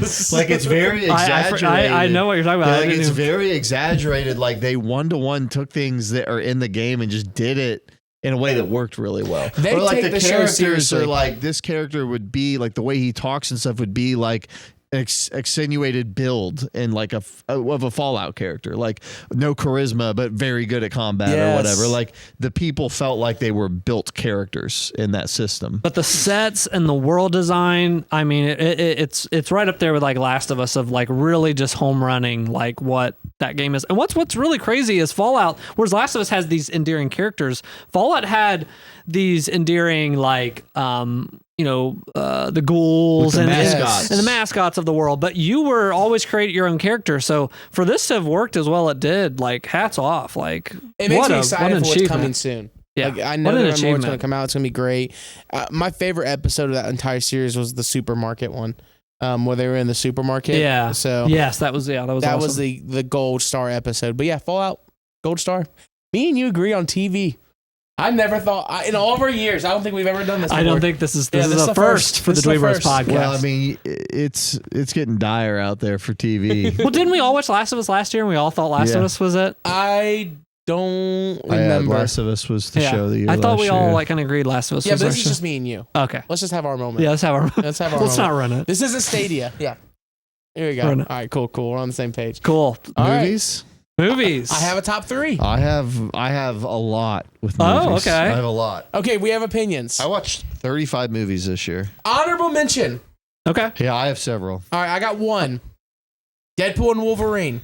Marvel, in my opinion, unless you're in an Avengers film, you don't belong in the top 3. But Deadpool and Wolverine, great movie, hilarious.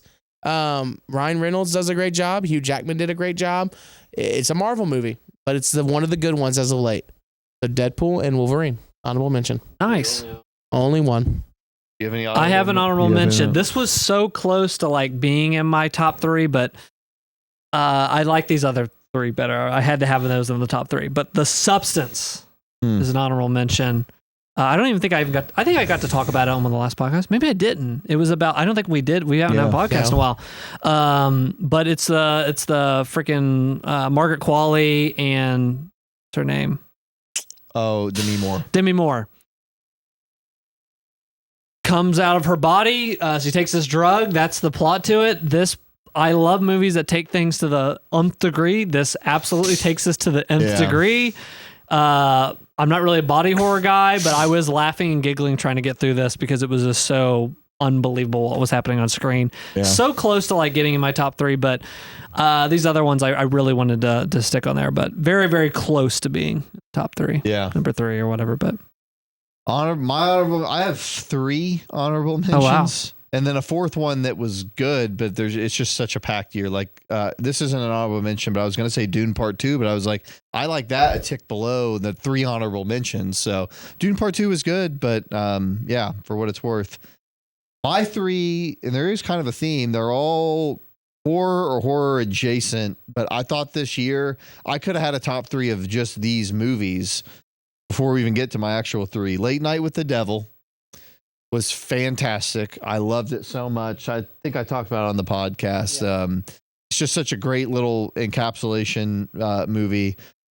Second one would be Choke, which was your film. Wow, I made it an honorable mention. That's crazy. I absolutely loved your movie. And I saw Choke, and then my third one, Long Legs. I saw those back to back. And I thought a lot about both of those movies because they're different movies, but they tackle similar subject matter from different angles. And Long Legs is my third one. That movie was very impactful too. And so those 3 movies stuck with me all year. I was thinking about them all year, all 3 of them. So those are my honorable mentions. I think that's one of our first works that made it into our years. Yeah, honorable mentions. The Choke is legitimately like. Thank you. Yeah. in a softer year, I mean, like these could have been movies. These are movies. Dune Part 2 probably lesser, so that was probably always going to be an honorable mention. But those other three, like those could have been like in spots. But this year was so stacked. So. Yeah. So that's what I had though for honorable mentions. Cool. So.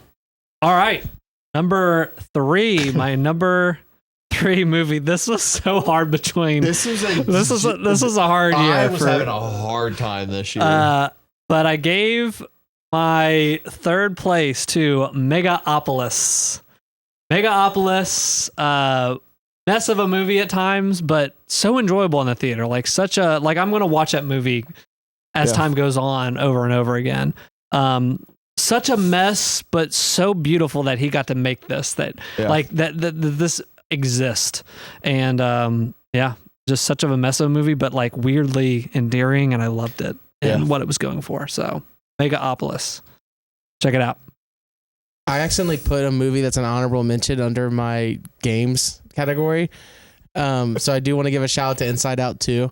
Oh God, I forgot about Inside Out 2 was a great movie. I teared up in that movie. It made me feel things. That would have been that would have been on my honorable. Yeah, mention. that's honorable mention. Yeah, I love that movie, and it also did a great job. It's probably one of the best movies ever, like to explain anxiety. And so like for me, I just wanted to throw it out there before I say my number 3. I forgot about that because I felt really bad. I saw this after having our kid, and like I'm in the theater like holding back tears. You're not like, the only one, because I had another guy. I started to think about my kid going through that stuff. It's like, oh shoot. I had a friend who's also coincidentally named Zach. He was talking to me about this over the past week, and he said, I had a kid and then I became really emotional. And so when I see things about kids, it makes me want to cry. And I'm like, you cry? That's one of the things I thought of. But that's how good that movie was. Inside Out 2, honorable mention. That's a great movie. I teared up during the first one without a kid, so this one about killed me with. I haven't watched all the movies, so it's understandable, but yeah. And nonetheless, my number 3 movie of the year of 2024 is Choke. Choke is one of the top 5 movies I watched this year. Nice. Here's the thing. When you have an opportunity to experience something with a group of people that, one, you know the person who does it, it does give you a sentimental value. But I left, and it was one of the first times in a while that I talked about a movie days after the movie. And so when I'm able to have a conversation about something, and it's something I just don't forget about, it deserves a top 3. Now, granted, I watched 5 movies this year, but here's your rewards. You got a top 3. Thank you. Choke would be my top 3. Thank you, guys. That's awesome. Very cool. That was such a great experience watching it in the theater. I mean, I might have mentioned it, but again, like having you guys there and having like people that I knew, people that I really didn't know, like in the theater, and at the very end, like people clapping and like getting to hear people like get shocked and scared and like laughing. It's like that feeling will stick with me the rest of my life. Like that was so special. It was like, awesome. So it was special. Really awesome. Good. It's very cool. Love that. My number 3 movie is Civil War. This movie blew my pants off. Did you watch I should have said that on the honorable mention. I forgot. This movie blew and it just stuck with me. It was so, it was very tense. It was very raw. Great ending. Great ending. The ending has stuck with me. And just, I love Kirsten Dunst's character in the movie. I really like that girl that's like the protege kind of tag along. But just that idea of like the protege kind of, did you see this? No, but I've heard really good things about it. Just this concept of like the protege, like she's got humanity at the beginning of the movie, but by the end, she borderline has lost her humanity. And the way they tell that just through visual storytelling and it's just photography is very embedded into this movie and used as a filmmaking tool, which I thought was a really cool mechanic. There's just parts where there's war going on and they'll just start stopping the action and just showing still frames, like shot from the person's perspective with just complete silence. The bullet sounds, I love war movies in general. The bullet sounds in this movie are just like hit you in the chest. Seeing in the theaters, did you see this in the theaters? No, I watched Oh my God. Like the bullets were just like hitting me in the chest every time they were shooting. And I just thought that movie was fantastic. I loved Civil War. That's an honorable mention for me too. Yeah. Very cool. My number 2 movie of the year, Joker. All I do. A musical? Now, very controversial. People keep crapping on this movie. There's piles of poo-poo on it, but I'm still thinking about it. It made an impact on me. I think it was interesting. I think that even the commentary around it is like cool once you like have seen the film and like you kind of understand some stuff. But Yeah, it was a cool musical. It just was like really fun to see. I think it was a fun way to like continue the story on. I like the first one better of this Joker. Like I wouldn't say it's better than the first one, but taking what it did for the first one and making it a musical was just such a fun, entertaining like ride. And I think it was the right choice for this movie. So thank you, Joker. Joker Valedou was my number 2. My number 2 is also a musical, and it's Wicked. It just, dude, it's... You're like, oh, a musical? Yeah, I know. I just was laughing because I was like, dang it, I picked a musical too. No, I just like, the songs, all of them, I know it's from a Broadway show. I didn't grow up watching Broadway. And so, like, I didn't watch Les Mis. Like, I don't watch musicals very often. Me neither. Yeah. But my wife was like, we have to go see Wicked. We go see Wicked. Okay, fine, I'll go see Wicked. And there were parts where I'm like, this is just really good. It's a great story. I love this show. It's shot beautifully, and it sounds amazing. Like Cynthia and Ariana Grande together singing these songs, it is insane how different it is, but how it's not different. Like it just shows tone structure such a big deal when you have an artist singing a song. So yeah, Wicked for me is my number 2. You held space for that in your second. I did hold space.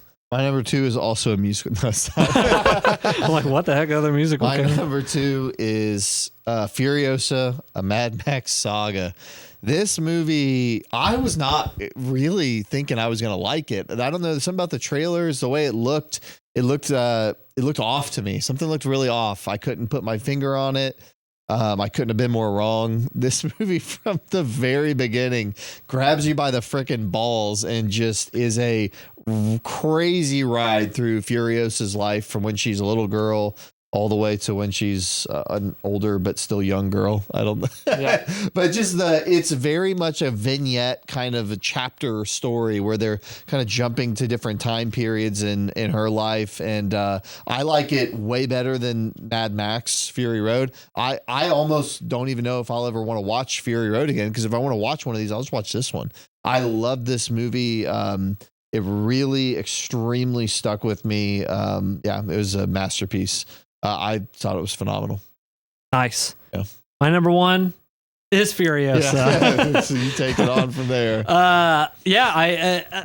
I the more I think about it, it's hard. Like I go back and forth. Like Mad Max Fury Road's like one of my favorite movies of all time, and I think this one is just equally as good in a different path. Like it took a path of like world building and really letting you sit in that world and going like, let's check it over here. And did you know this was going on? But the major part of this movie is like building and outfitting out like a metal truck. Yes. Yeah. That's a big part for a lot. So that level of detail world building, I can only compare to like something like Avatar that does that minute of level of like world building and such a big scale. Now it doesn't take 14 hours like Avatar or 14 years to get to it, but and whereas Fury Road tells this simple story and it has already this kind of really crazy lore to it, you kind of see from the distance.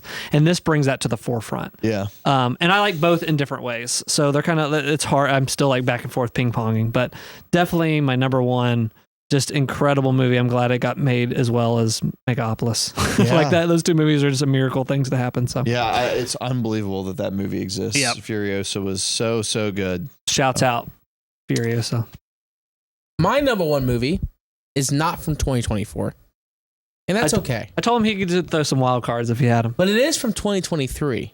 Okay, and the movie is called Hunger. It's a Thai film that was made. It's on Netflix, and it's about a girl who is a street food rice cooker. She just cooks rice for a family home, and she does it out of a walk, and it's really ran down. You like cooking shows and cooking I movies. love it. I love them. But she gets visited. A guy comes in for lunch in soup, eats there, and hands her a card and says, "You need to come here." And she shows up to a very famous chef in the country named Chef Paul, and of extremely high-end kitchen. And he asked her, "Why are you here?" She said, "I want to be special."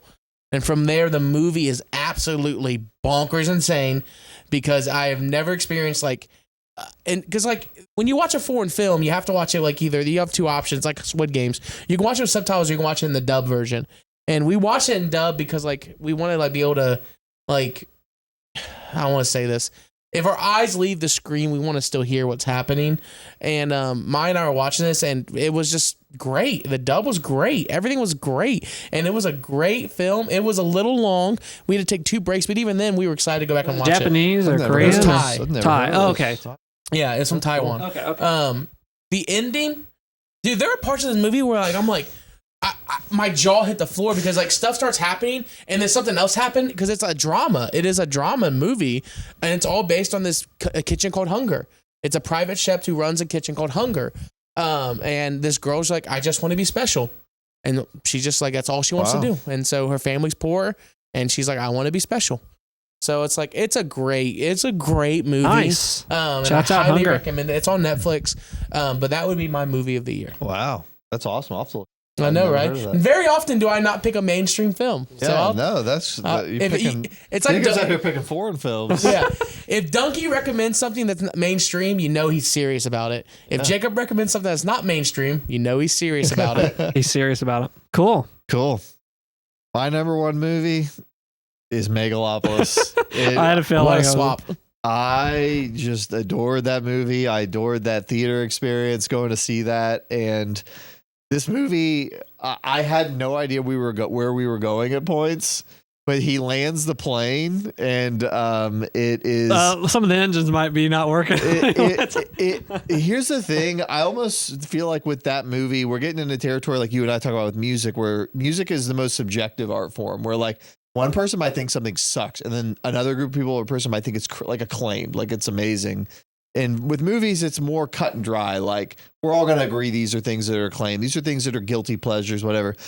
This movie, it falls outside of all of that. I just loved it. I thought about it. I thought it was so entertaining. It's pure cinema, and that it's just something you look. It's a feast for the eyes, and you just take it all in. And I just loved it. I loved it. I think it'll be a cult classic. It will. Yeah. I think when I think back on 2024, I'll be thinking about, that was the year we went and saw Megalopolis.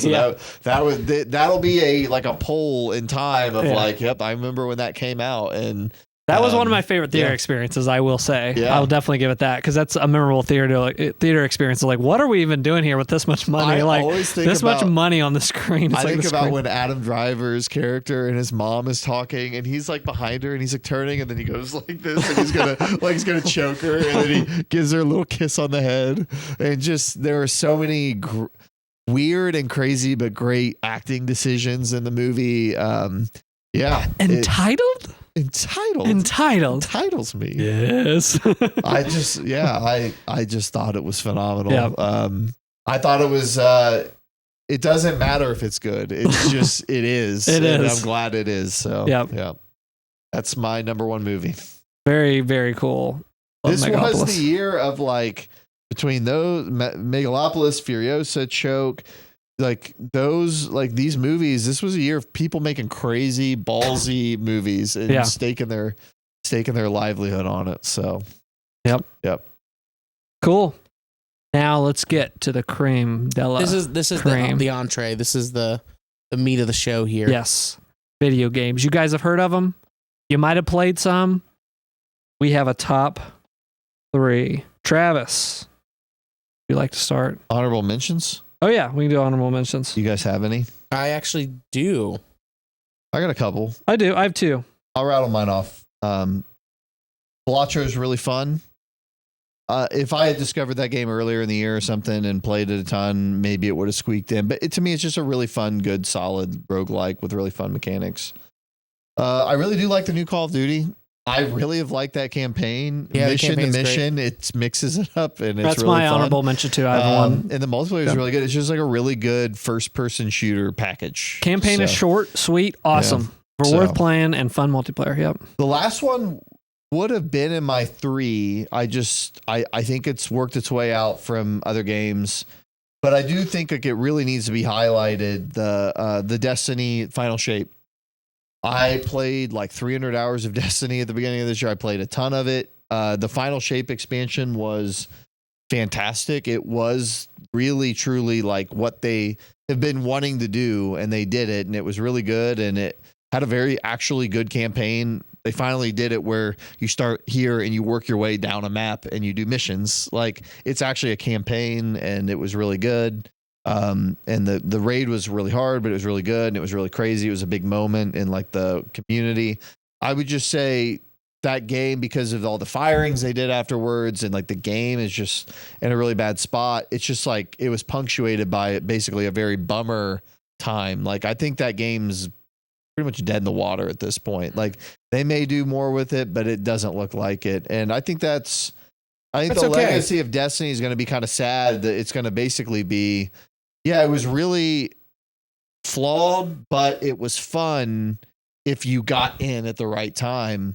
And I think that's sad, because I think that they should have done better for their game and package things in a way where it would age better. Like that game, it has like 5,000, 10,000 concurrent players daily. They were up to 100,000 minimum for a long time. And I don't know. I've just been reflecting on like, it was a fun experience, but it's like the friends you made along the way is really the fun, because the game's going to be gone, and it's not like Halo 2 or 3 where you can go back and play. That was your destiny. And there won't be a Master Chief collection of Destiny, because it's like there's nothing to go back to. Like, I just think it's weird. Seeing a 10-year live service game come to its end is just like, it's over. You know, like it's just kind of like high school. It's like high school. Can't go back. It's like high school. You can't go back. And yeah, you're not remastering your freshman year. Like, that's a great comparison. It's like high school. You can't go back. And it's left me feeling very like, man, I don't know what to make of those style games. And there's good stuff in it, but it is weird.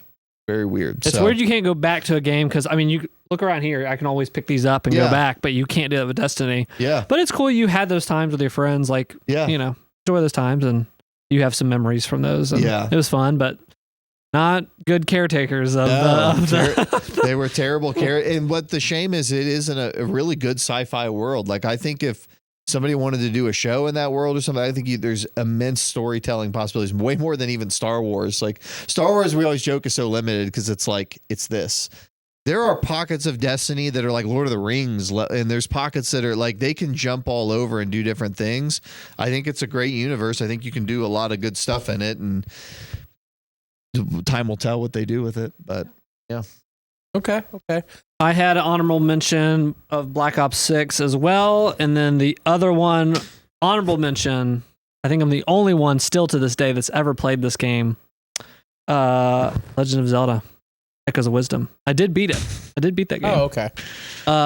Really fun. If you like Tears of the Kingdom, this felt like Tears of the Kingdom light, with like building stuff and coming up with stupid solutions to get you from one platform to the other, or to fight this boss, and doing stupid stuff here and making, like, breaking the game basically to like get through. So I really enjoyed that aspect of it.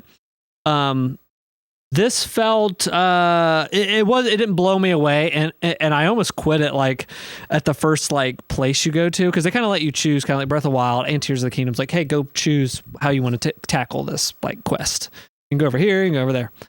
But I go to the one thing, and it's so slow, and it's like, I've done this in every Zelda game. It's like, we gotta go do this and run over here, and it just felt so samey. And then once I got that done, everything else opened up and kind of changed my mind. But honorable mention, shouts out, Echoes of Wisdom. Nice. I have a few. I'll just get my VR ones out of the way real quick. Batman obviously makes the honorable mention, because I've said I'm not finished with it yet.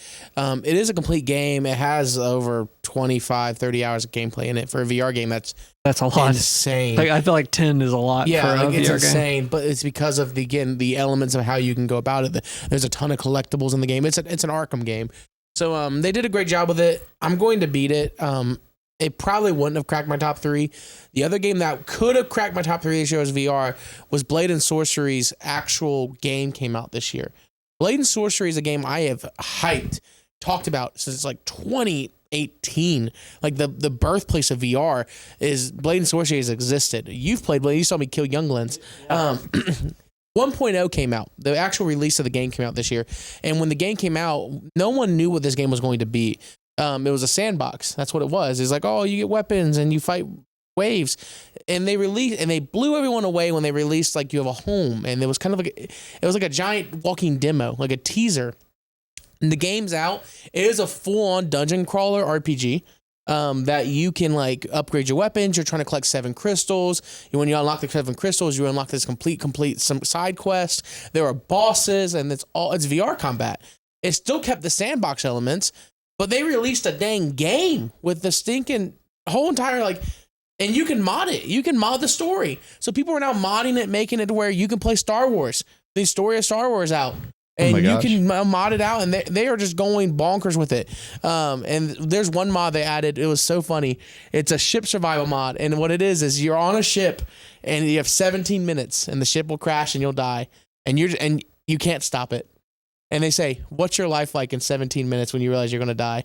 And so now it's a death simulator. That's what it is. You sit there on a ship, and you just get closer and closer to the earth, and you're just staring at it, and the sirens are going off more and more, and you're like, you're coping. Like, you have to cope with death.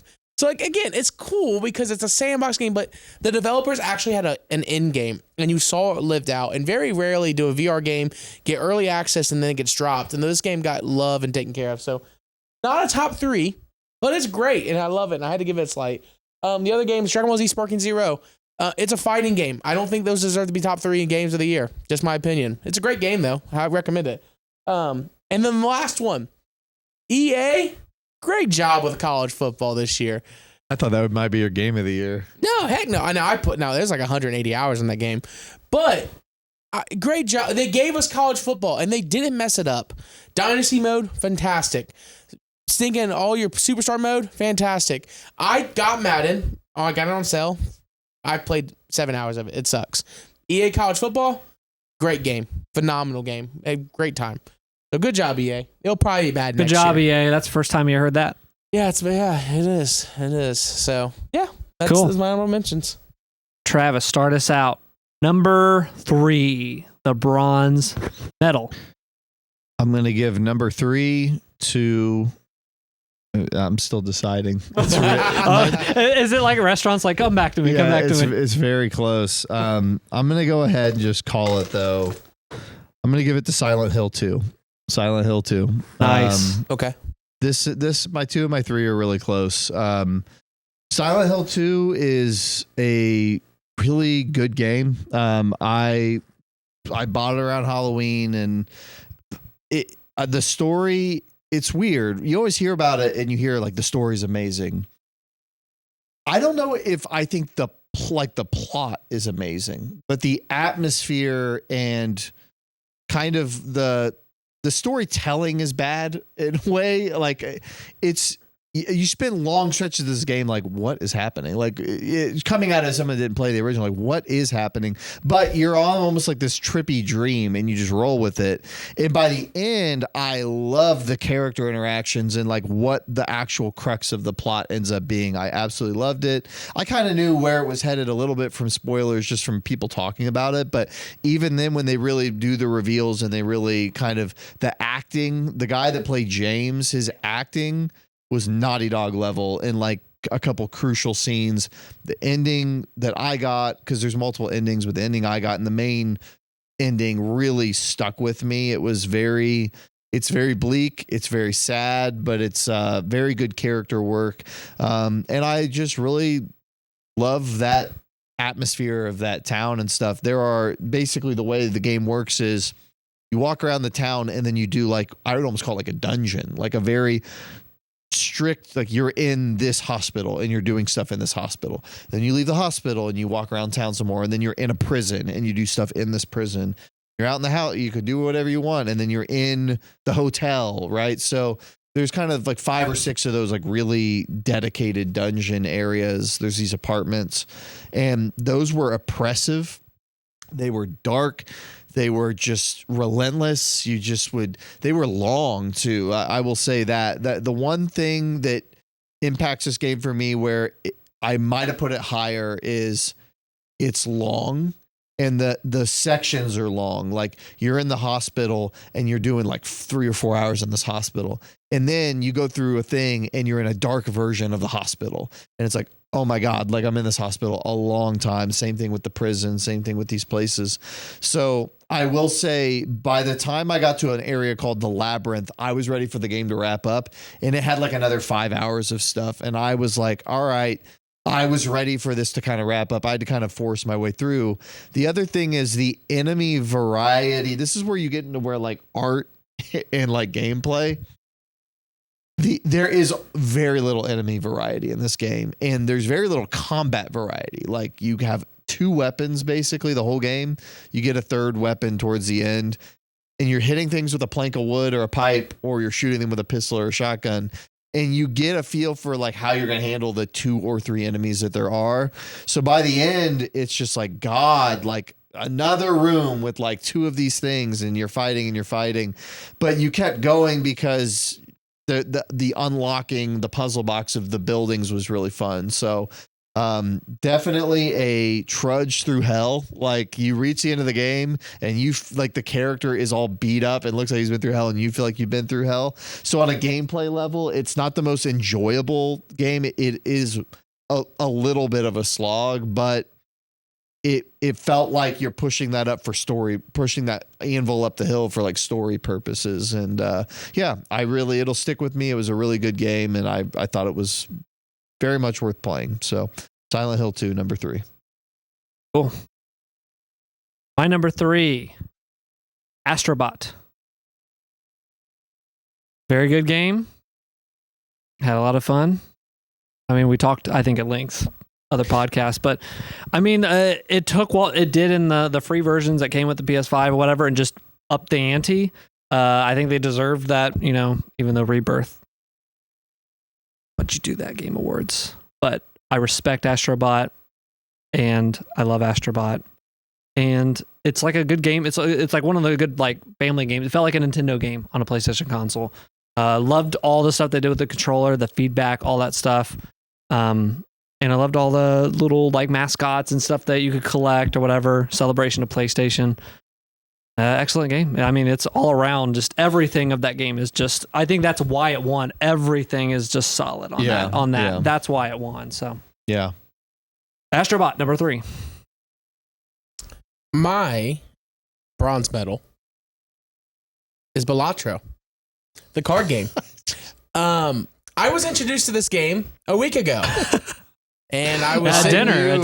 I was sitting at a Chili's, and a friend of mine tapped me on the shoulder and said, "Let me show you a game. It's only $9 on iOS store." And ever since that night at Chili's, I have played this game every night in my bed, and it's causing me to go to bed at least 1 a.m. I knew you would like this game, dude. I'm putting hours into this game. And it's like made in a lab for you. Yeah, it is. Because you like Yu-Gi-Oh! And you do like phone games. Let me go on a record. Poker. You love. It's made for you. I'm competitive. Yeah, and you're competitive. Yeah. I'm a gambler. I'm recovering. No, I'm not. Are you? But nonetheless, I love card games. I hate roguelike games. But this probably shows you what the flow is supposed to be. This has shown me. I'm like, you got me. Now I'm get it. I'm in now.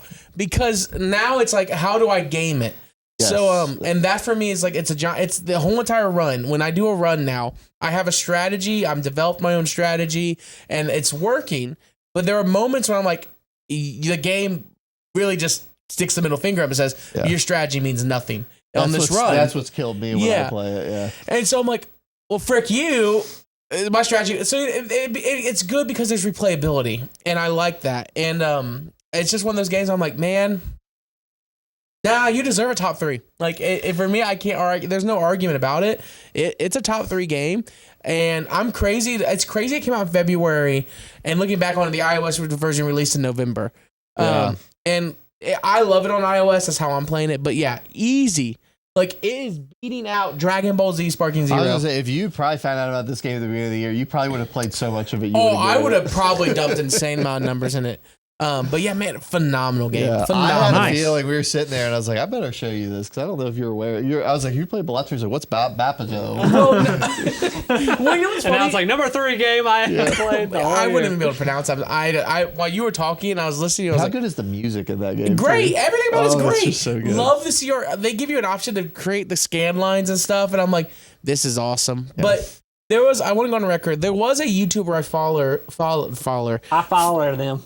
All right, Hawk 2 are coming out. Follow my meme coin. I'm going to sleep. There was a YouTuber I follow who released a 50-minute gameplay of this video and of this game. And I was sitting there one night. This was maybe a month ago, and I was like, I can't even say that word. I didn't watch the video, and I watch almost all his videos. And I kicked myself now because I went back and watched it, and he was just giddy about this game. And I was like, man, I would have found this game a month ago if I just decided to get over myself and watch a dang video. So yeah, thank you for showing me it. I'm glad you liked it. An easy bronze. And like I said, it's beating Sparking Zero. It's being an EA game for me. So yeah, it's easy bronze. Easy. Nice. I had a feeling. All right, number 2. My number 2 is Astrobot. And I love playing this game. I was very, very busy.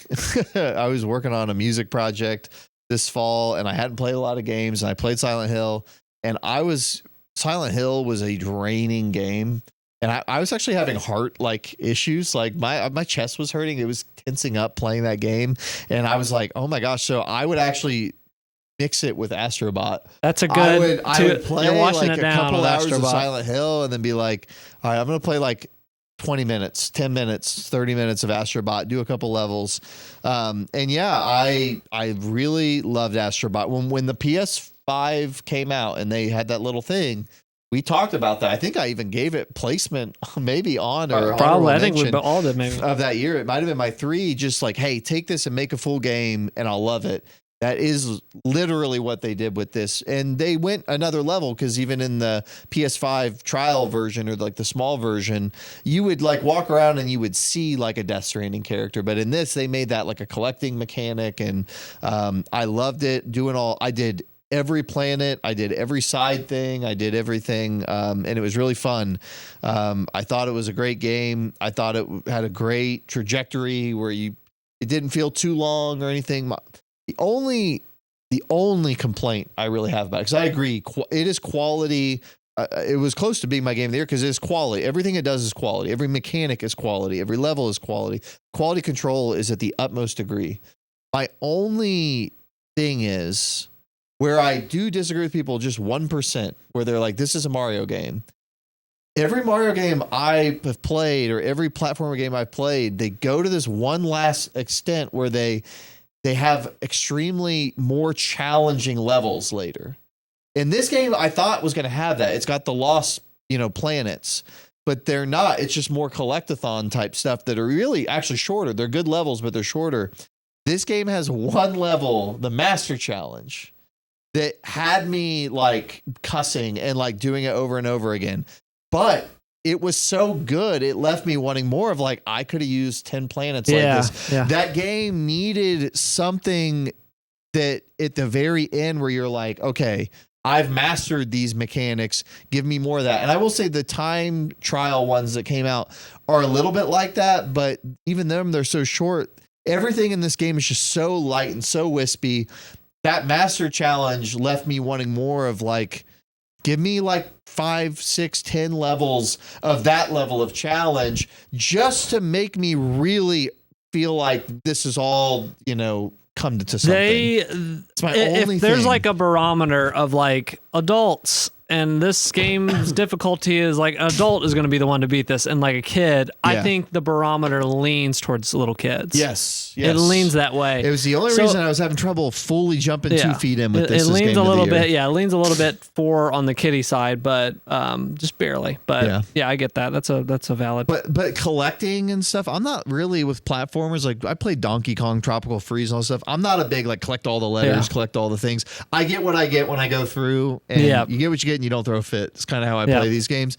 I went back, I think, because they're actual characters. They're actual characters. They're fun. And it's not even okay, the main levels have main characters, and then the side levels have side people.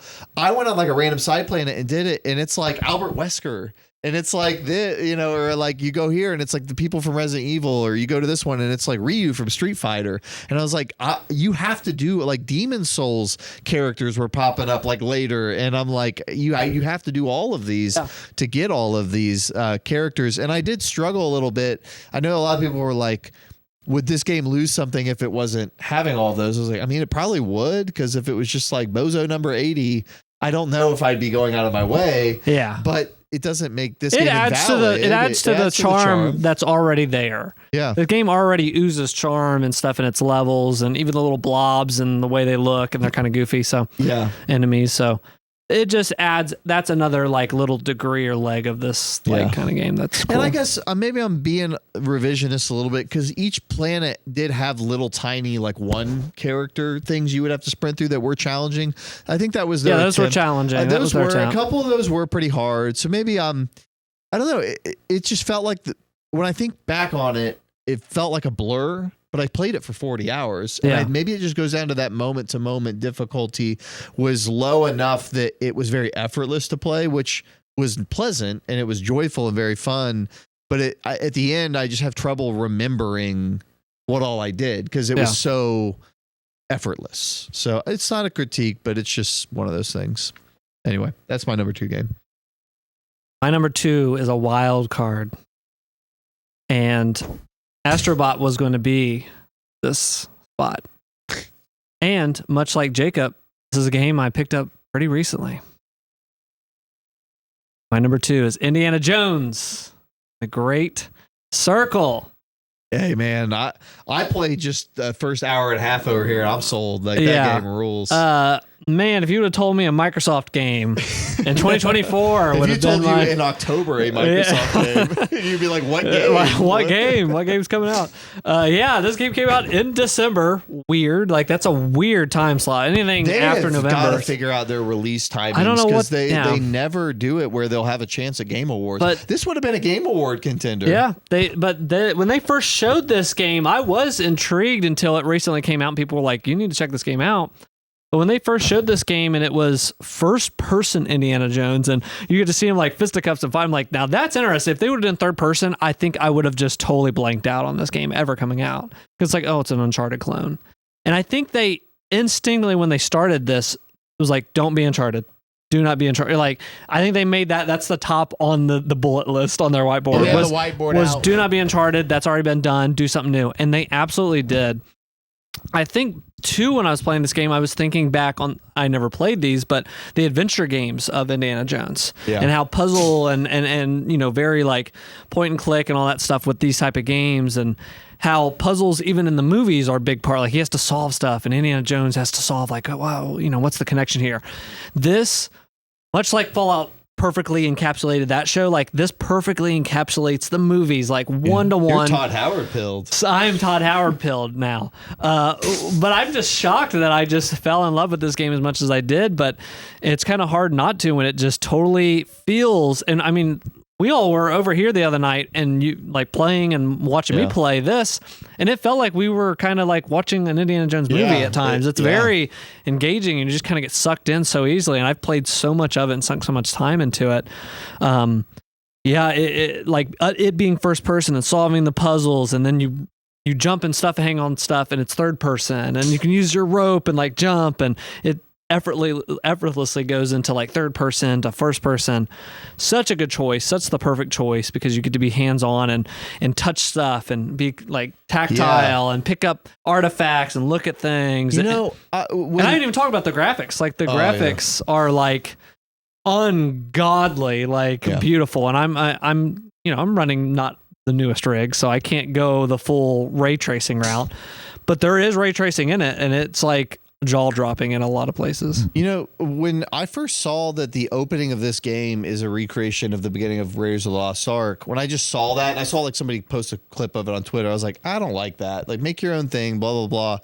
Playing it, I've completely flipped on that, because I played the beginning of this game over here the other night.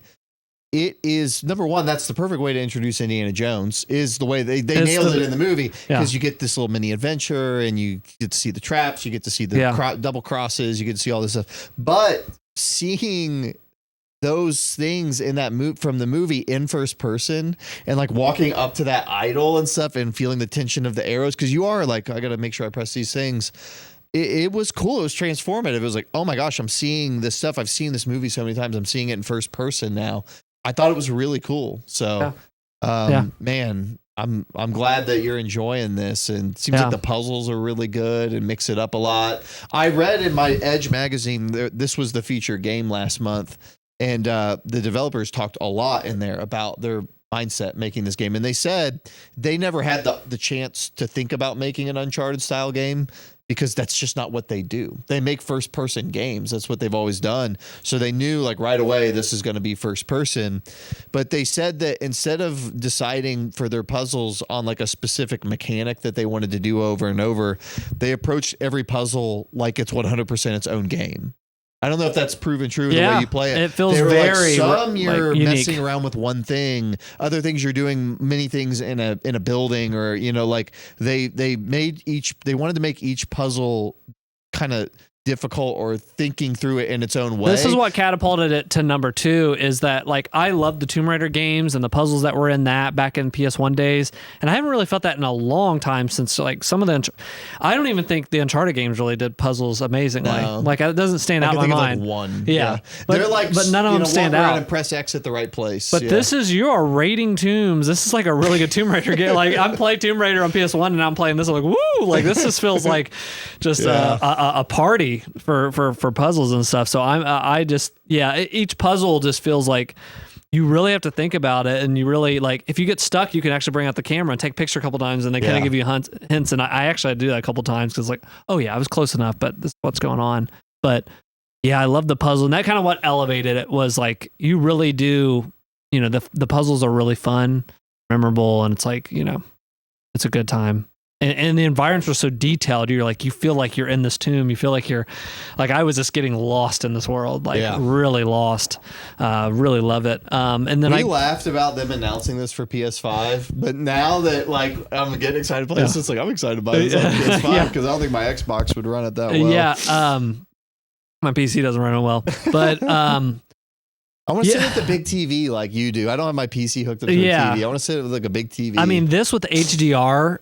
And I can't run this at high, like whatever with my setup, but running at HDR on an OLED, oh my gosh, like the deep reds. I mean, you get to see that deep red like level, and all these deep colors just come through, and it's just so gorgeous. But I do want to say, without spoiling, I hit a level the other night that was Uncharted on a set piece level. Oh wow. Whereas like Uncharted had those like jaw dropping, like, oh, we're doing this, or like it's doing this crazy thing. You know, Uncharted had those like very crazy memorable moments. This has one of those like stamp like of approval, like, oh my gosh, cool. Like and a place you get to go to is like I've never seen in a video game before, and it just was like I was so excited to get to this thing, or when I saw like what was they were putting us into, I was like, daggone. So it's taken some twist too. I really love the story. I'm engaged fully in the story. It feels like an Indiana Jones movie, like a new movie. So I'm like kind of watching a new Indiana Jones movie, but can't say enough good things about it. I was also laughing that not only this is a Microsoft game, but it's like, this was the year, and we'll talk about this in maybe in a second, of like, they kind of have said, we're going to put this on all the consoles. Like you waited till you made Halo Infinite, and then you had this gen, and it's like you waited till then to say you're going on everything. It's like whatever, but makes no sense. But Indiana Jones: The Great Circle, number 2. Saw it in number 2. I want to play it. It looks great. It does look really good. I think is it on Game Pass? Yes. And if you have the right tier of Game Pass. One more point before I forget. This game is not perfect. The AI is some of the dumbest AI. I mean, you kind of got to see it when I played the thing. But I think they have to do that because first person sneaking can be very screwy if it's too good. The AI is so stupid in this to like Oblivion levels, which is fun because I'm having fun like hitting people over with brooms and random objects, and they break in half. It's so like eat smack and like stuff is great. I laugh every time because like I have a broom like, and I hold the button like, what's this going to do this time? And it's like they stick it between his legs and his legs and forward together. But no, the AI is just terrible in this. But it's to a funny level. There's some jank to this game, and that is probably its biggest Achilles heel. Is the AI. it's kind of you're playing Oblivion with really good skins on it. Just think of that, like at times, like with AI, and It's a funny comparison, Yeah. especially in 2024. Todd Howard had to get his goofiness in Yeah. there. Yes, somehow. it's in there. I had to put it in. My silver medal, my number 2 for the year, goes to Treyarch in Call of Duty Black Ops 6. I am very opinionated when it comes to Call of Duty. Are you? Like, very. And I've made it clear, like, unfortunately, I'll say this right now. Infinity Ward is something I just do not enjoy. I think they can do it, but for some reason, whenever their games come out, it's half-baked. There's a reason why, and I'll use these two as an example. When's the last time you played an Infinity Ward game that was made by Call of Duty? Ghosts. I can't. Probably Modern Warfare 2. Okay, what was the last Call of Duty you each played before this one? Cold War. Cold War. Cold War, yeah. Cold That's War. a Treyarch game. So, like, my point is this: So that Treyarch's the new king. Treyarch's Whoa. always been the king, but No, they were the B team to start. no, they've Go back always to been, Call of Duty 3. I They were don't the care. B team. Don't Go care. back They've to always World been, War. They they've were- always been the best. You're Objective. so Gen Z. You're so Gen Z. But- like it's painful. But the argument that I'm going to make here is this: is that the game came out and it's the full package. We're not waiting on anything. It's got maps, it's got the guns, everything's balanced. Multiplayer's healthy. Ranked play came out literally within days that the whole thing rolled out because they wanted everyone to just get used to the game. And so all that stuff rolled out. And I'm like, great multiplayer experience, great zombies experience, fantastic campaign. Holy crap, they made a good Call of Duty. And like that's the thing that separates them. Like I liked Modern Warfare 3. Modern Warfare 3 was fine. It took a year for it to get good. That's the problem. Modern Warfare 2 was awful. It was literally 2.0, but like in the worst way. It was DLC in the worst way. And How about the new one? Those are the old ones. Yeah, the new Remake. Modern Warfare 2 and new Modern Yeah. Warfare 3. I was about to say those fighting words. I was about to jump over the couch. But even those games were jank crap from Okay, I'm Infinity going Ward. to jump over the couch. But nonetheless, Treyarch makes a great game. They made a great package. It does suck right now. We're not talking about news, but like Call of Duty is facing like the sharpest decline in player count than they've ever had lately. We got to jump back in. Yeah. So no, it's not even that. The reason a lot of people are complaining right now is because of the fact that there's just other games to play. Yeah. And that's Too just many what- games is the problem. Everyone notices like there's a trend, and unfortunately like there's no way to track it other than using Steam charts. And now that Call of Duty is on Steam charts, everyone looks at it. But the trend is always this: high release, everyone's playing.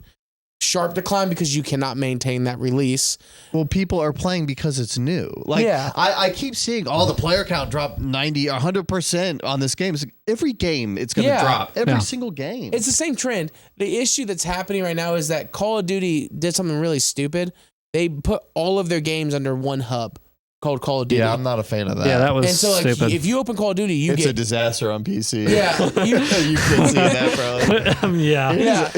It's Yeah, it's yeah. weird. It's like why I'm screaming and slamming my controller from the experience. Like I'm literally having like fights. They put a down here. launcher in a game, and it's like because you can boot 5 games. You got to go so deep to get to the game. Yeah, and I it's- love when it loads shaders and everything slows down. That's just awesome. I love that. It's stupid. Preloading it's shaders. Stupid.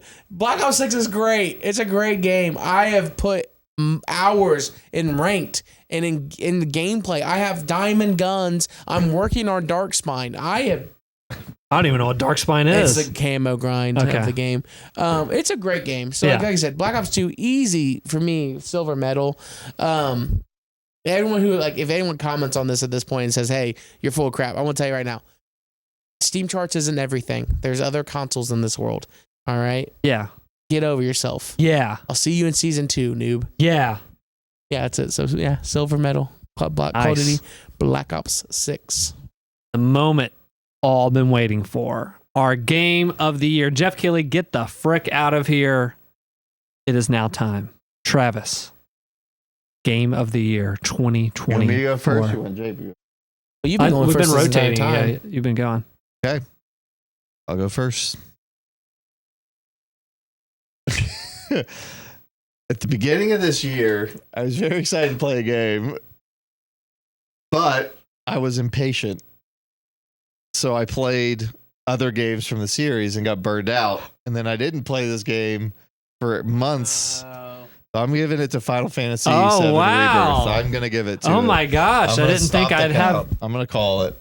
And the reason. So here's the reason. So I played Intermission and I played Final Fantasy VIII.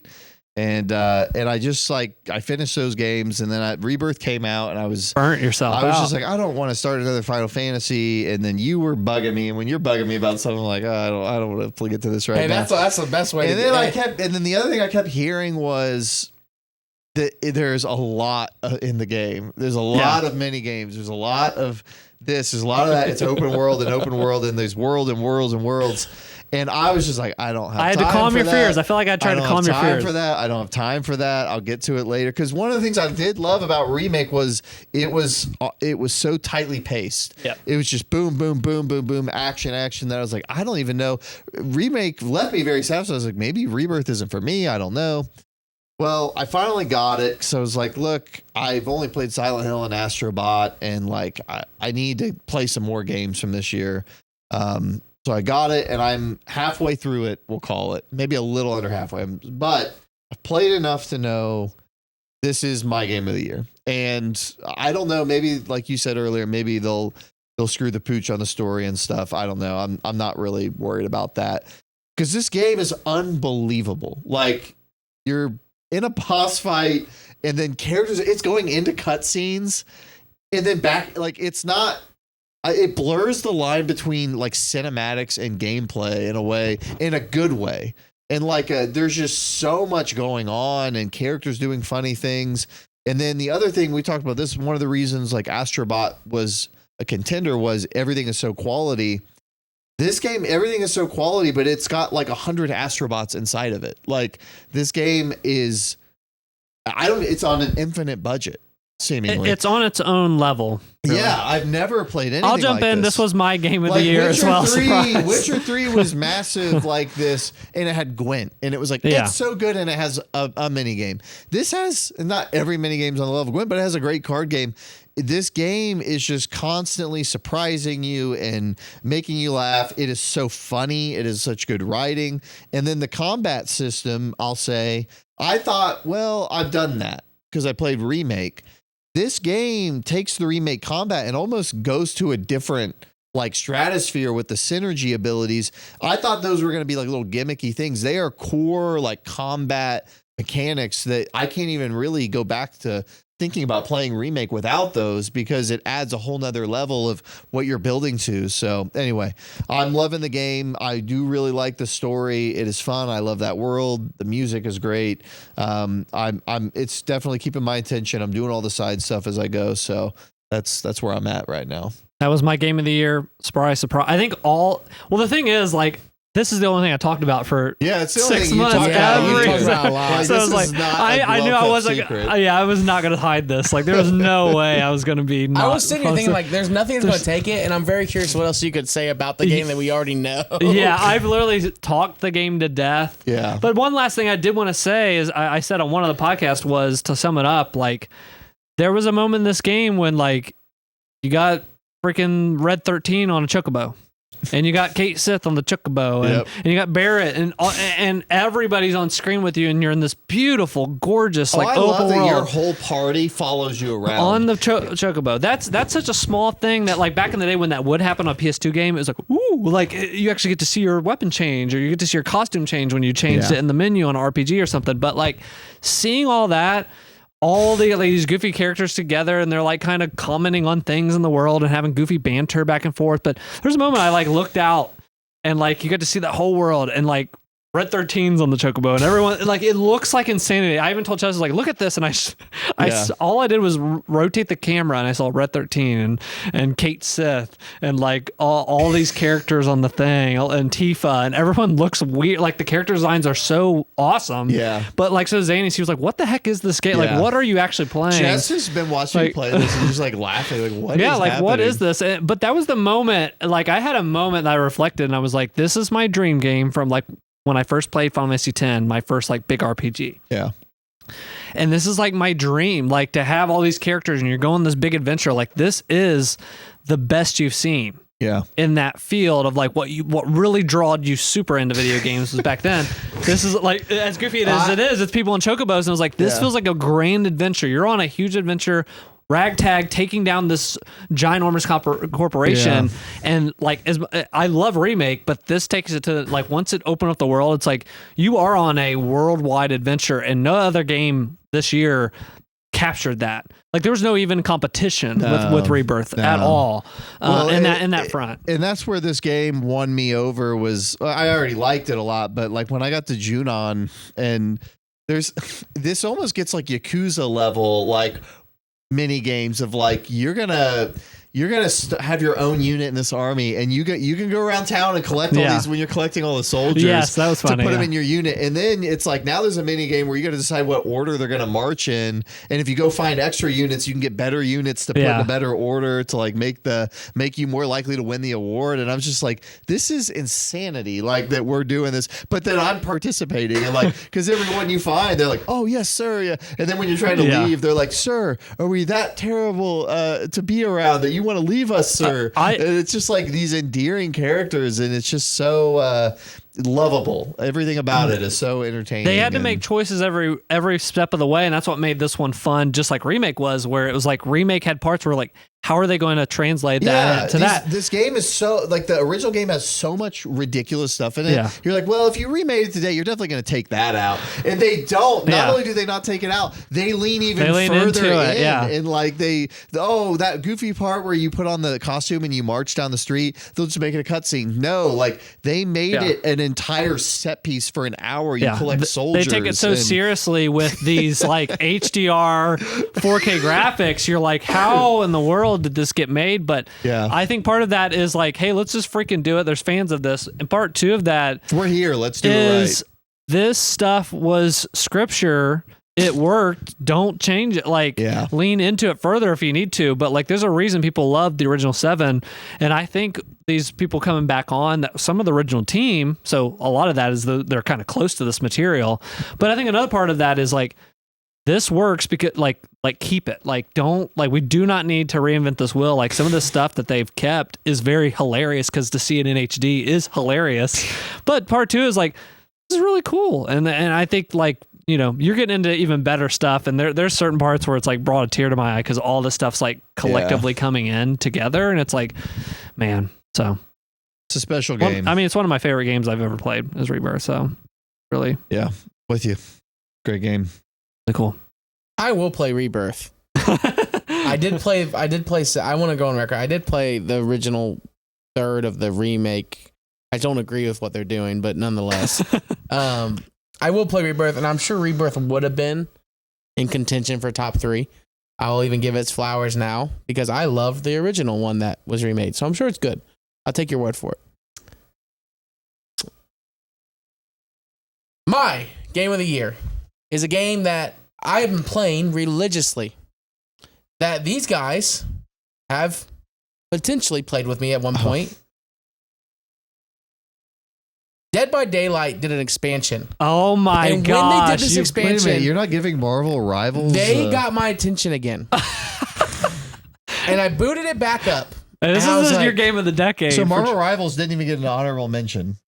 My game of the year is Marvel Rivals. Oh. That was a good point. For sure that was your game of the year. No, it's I was just like, how many years is Dead by Daylight going to win? I love making a Dead by Daylight joke. You got game of the decade.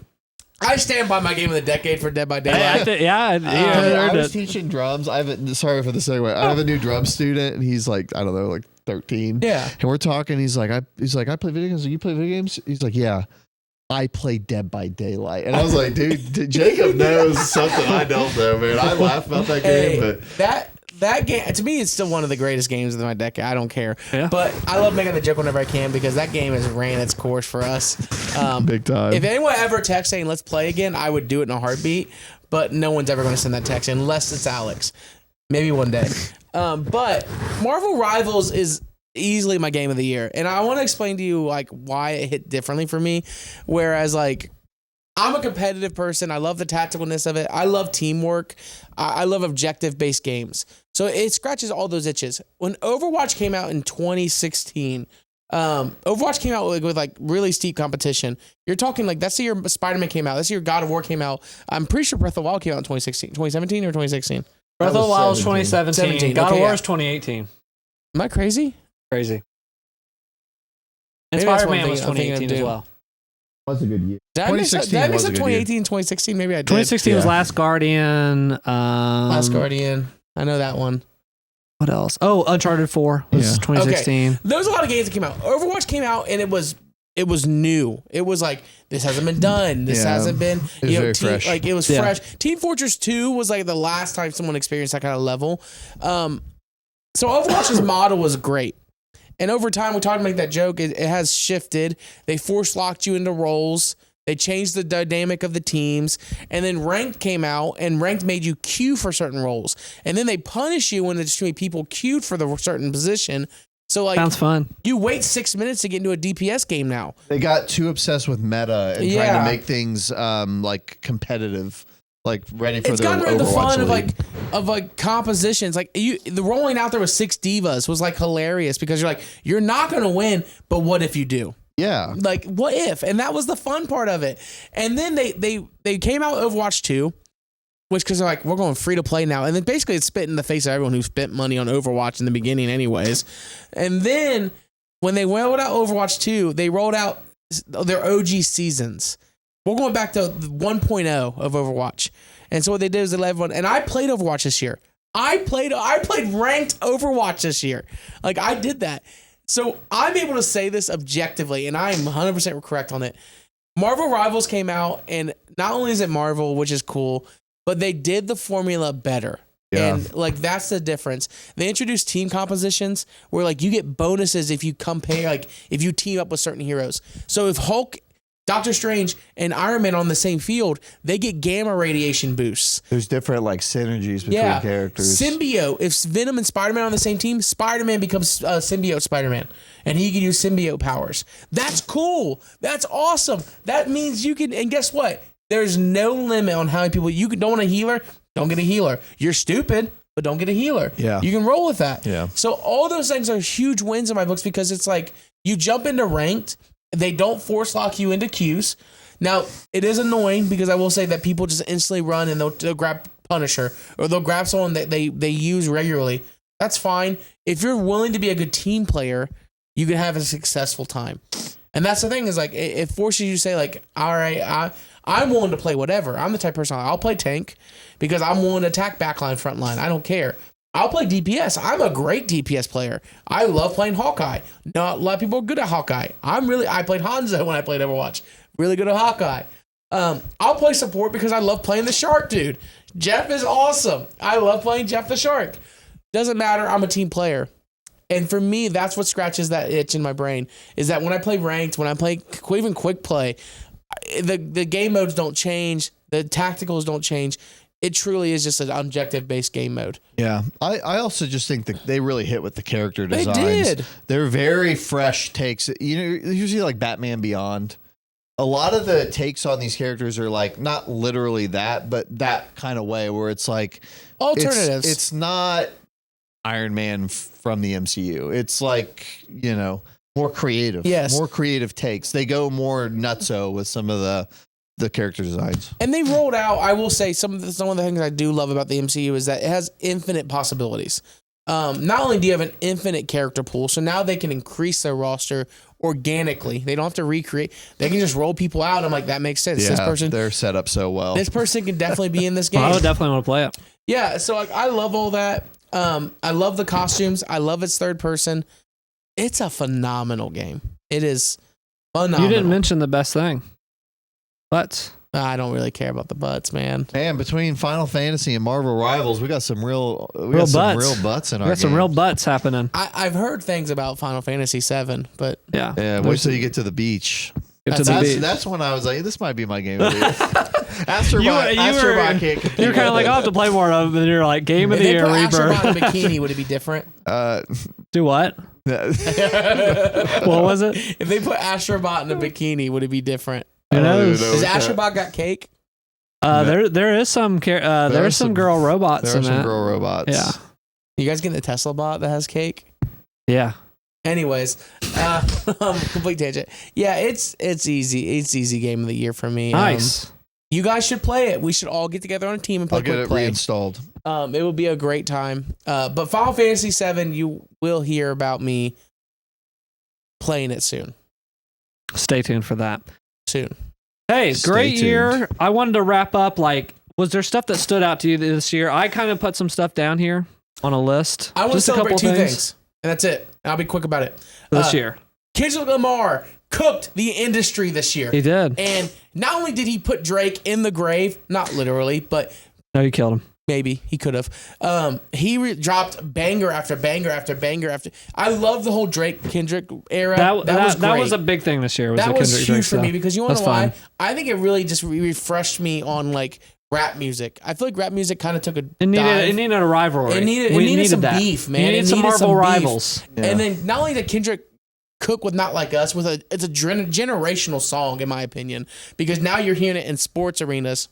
Drake's suing over it so good. Oh yeah, Drake got cooked with Not Like Us. He comes out and now he's like TV off, and then you got what was it Mustard? Like, Yeah, I'm like yeah. he is just Kendrick's on a run, and he's going to top it off this next year with a Super Bowl Super halftime Bowl, performance.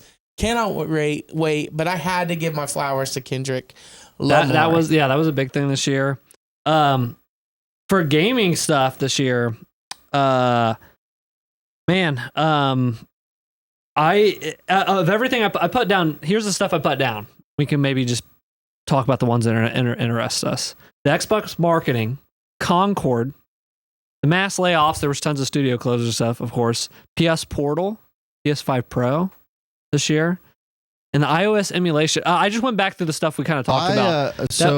I have a Portal on the way. Oh, you do? I saved up some money, and you It's talking worth it. about it. And, I do want I'm getting one. ready to have a kid, and I was just like, That's going to be your... what yeah. killed me was I wanted to play Astrobot on my Steam Deck, and I finally got all the Chiaki set up, and I was like, I can't play this game because of all the different things, the DualSense stuff. And I was like, you know what? This is worth it to have the DualSense and just have this work. And they're not that expensive. So compared to like a full on console. I think the something. win for the Portal right now is they're updating it to where you can play more games. You mean like, You can stream games to it. oh, but you can always play off your PlayStation. Yeah, or but- you can play off the cloud service. Oh, okay. That's what you're saying. They just added the cloud service. Yeah, stuff. so I'm getting that, and I'm excited. Some of the other stuff you just read off. Read that list again. Xbox marketing, Concord. Oh yeah, that Xbox marketing is terrible. Oh, yeah, awful. I would say for me, it's Xbox marketing and Concord, because Concord, I don't think a game has ever failed. I've never seen it in my life. I've never seen a game fail like hold on. that. I'm going to that tell quick. you why it failed that way. Okay. That way, because that studio has never, ever, ever made a game, and people are fans not just of games; they're fans of studios. Yeah. How often do we talk about a game and we're not talking about Intergalactic? We're talking about Naughty Dog. Yeah. It's always, we're talking about Square Enix. We're talking about whoever, right? Or this people that just made Marvel Rivals. We don't know who they are, but we know Marvel. Yes. To come in, and I don't remember Firewalk, what their name was. They had never made a game. Sony bought them when they have never released a game and pumped so much money into their new IP. To come in with a new IP and be unknown and do a AAA game is a terrible idea. And it's a shocking move from Sony, and too. it's a shockingly put that much out money of touch. It's just because Helldivers 2, that company made Helldivers 1, and there were already fans. Like, I remember people in our fantasy football chat were like, "Ooh, you guys gonna play Helldivers?" Because some people like Trace, they had played the first one and liked it, and I was like, "Oh, there are some people that play this stuff."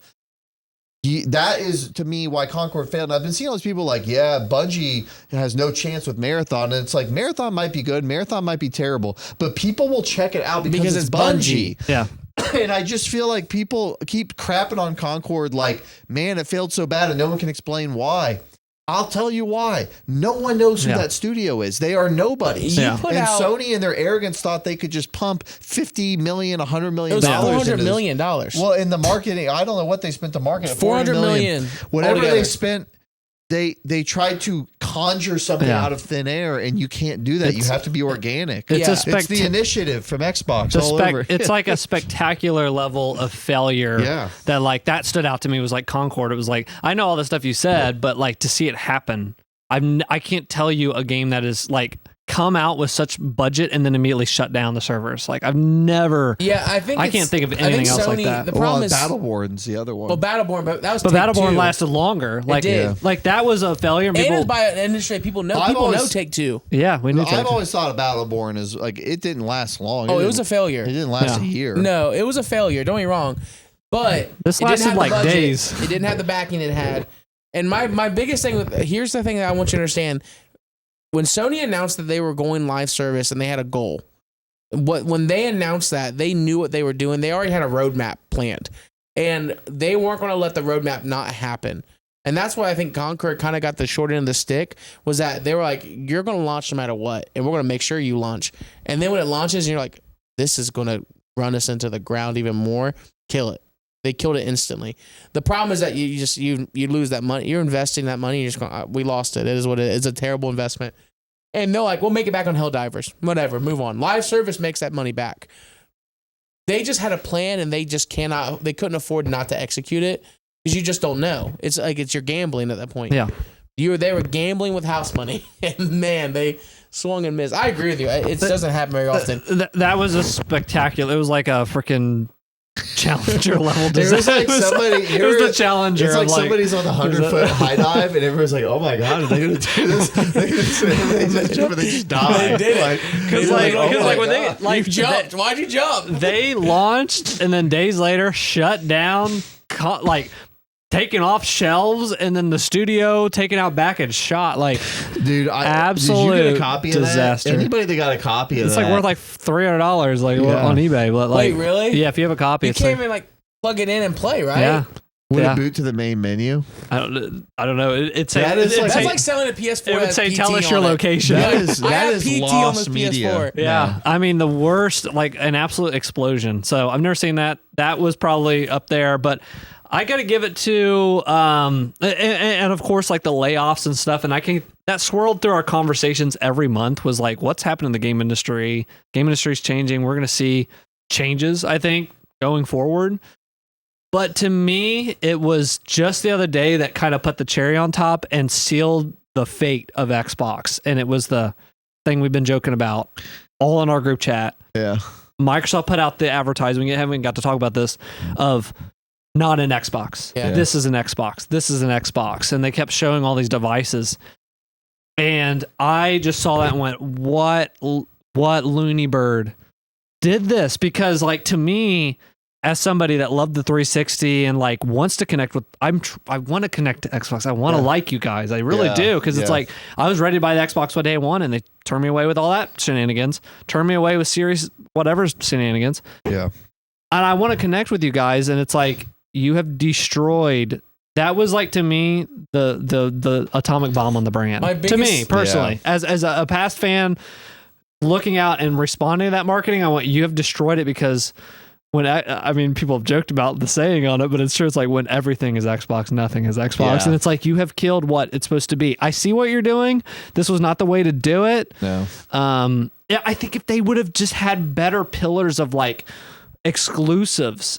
And I don't even think you need to. And I think, little tangent. I don't know if you saw Final Fantasy VII Rebirth's director. They asked him, was like, "What do you think about the sales?" Somebody interviewed him at Game Awards, and he was like, "I think they didn't do bad. Like we were happy.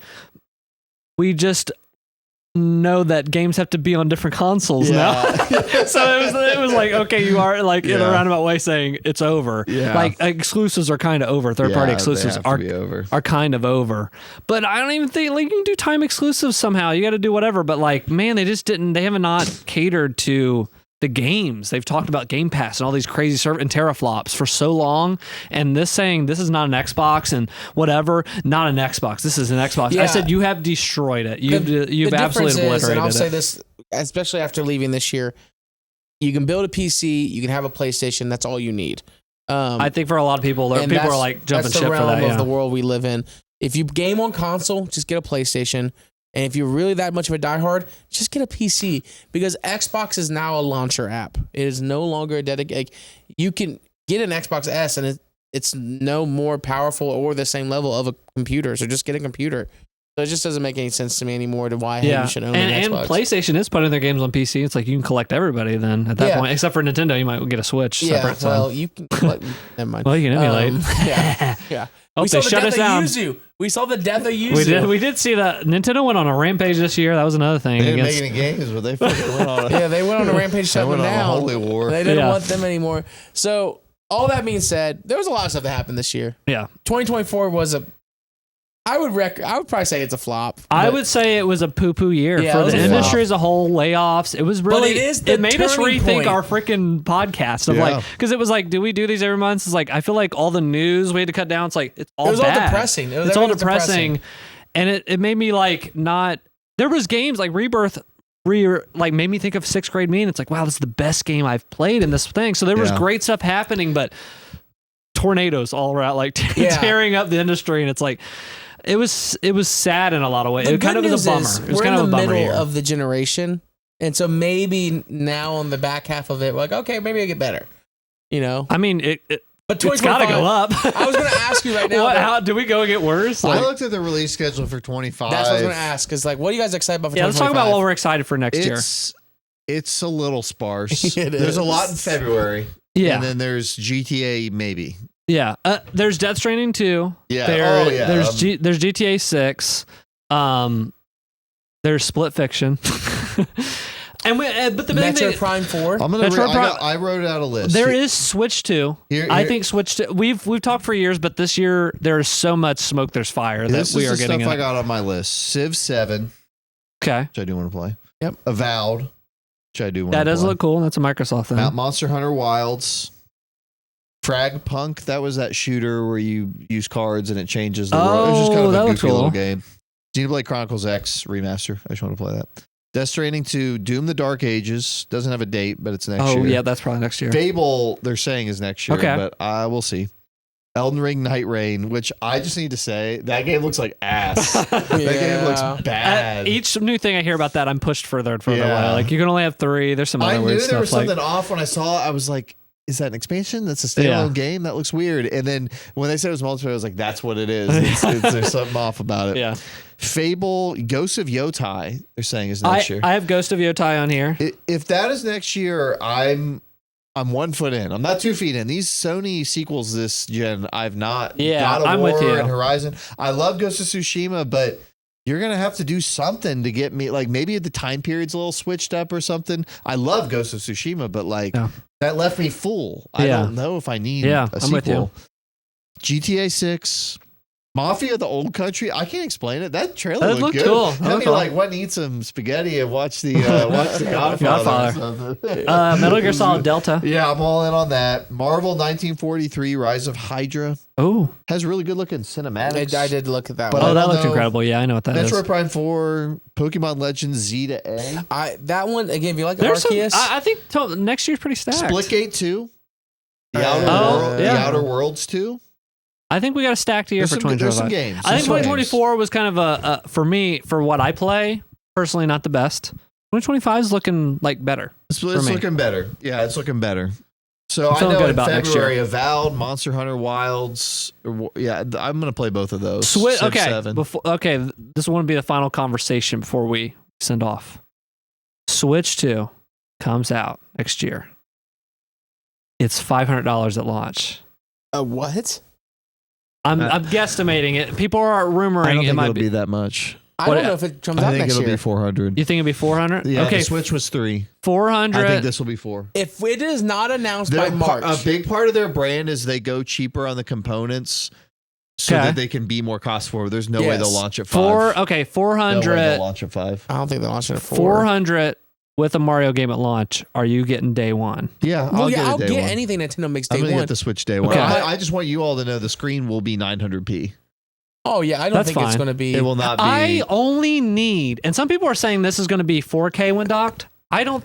It's not going to be 4K. If he uses DLSS, because I don't believe it either, Jacob. But it'll be 2K docked. But if it's docked and I have 1080, if it's docked, upscale 2K, upscale. If it's docked at 1080p native, I'm fine. But Yeah. docked 720p, I went straight to Yuzu World. I rode the ship to Yuzu World. I care less about the resolution. I care more about, can it just handle more textures? And can it just look better? Yeah, and the frame rate. We had stable frame rate. Stable frame rate was what pushed me to Yuzu. And how bad 720p looked on my OLED at that size. Well, it's just now not the working. Switch has a different appeal to me. So like this, when the Switch came out, I own nothing else like that. Yeah. And so all these little indies and stuff, I was playing all this other, I get this port of whatever on it. Yep.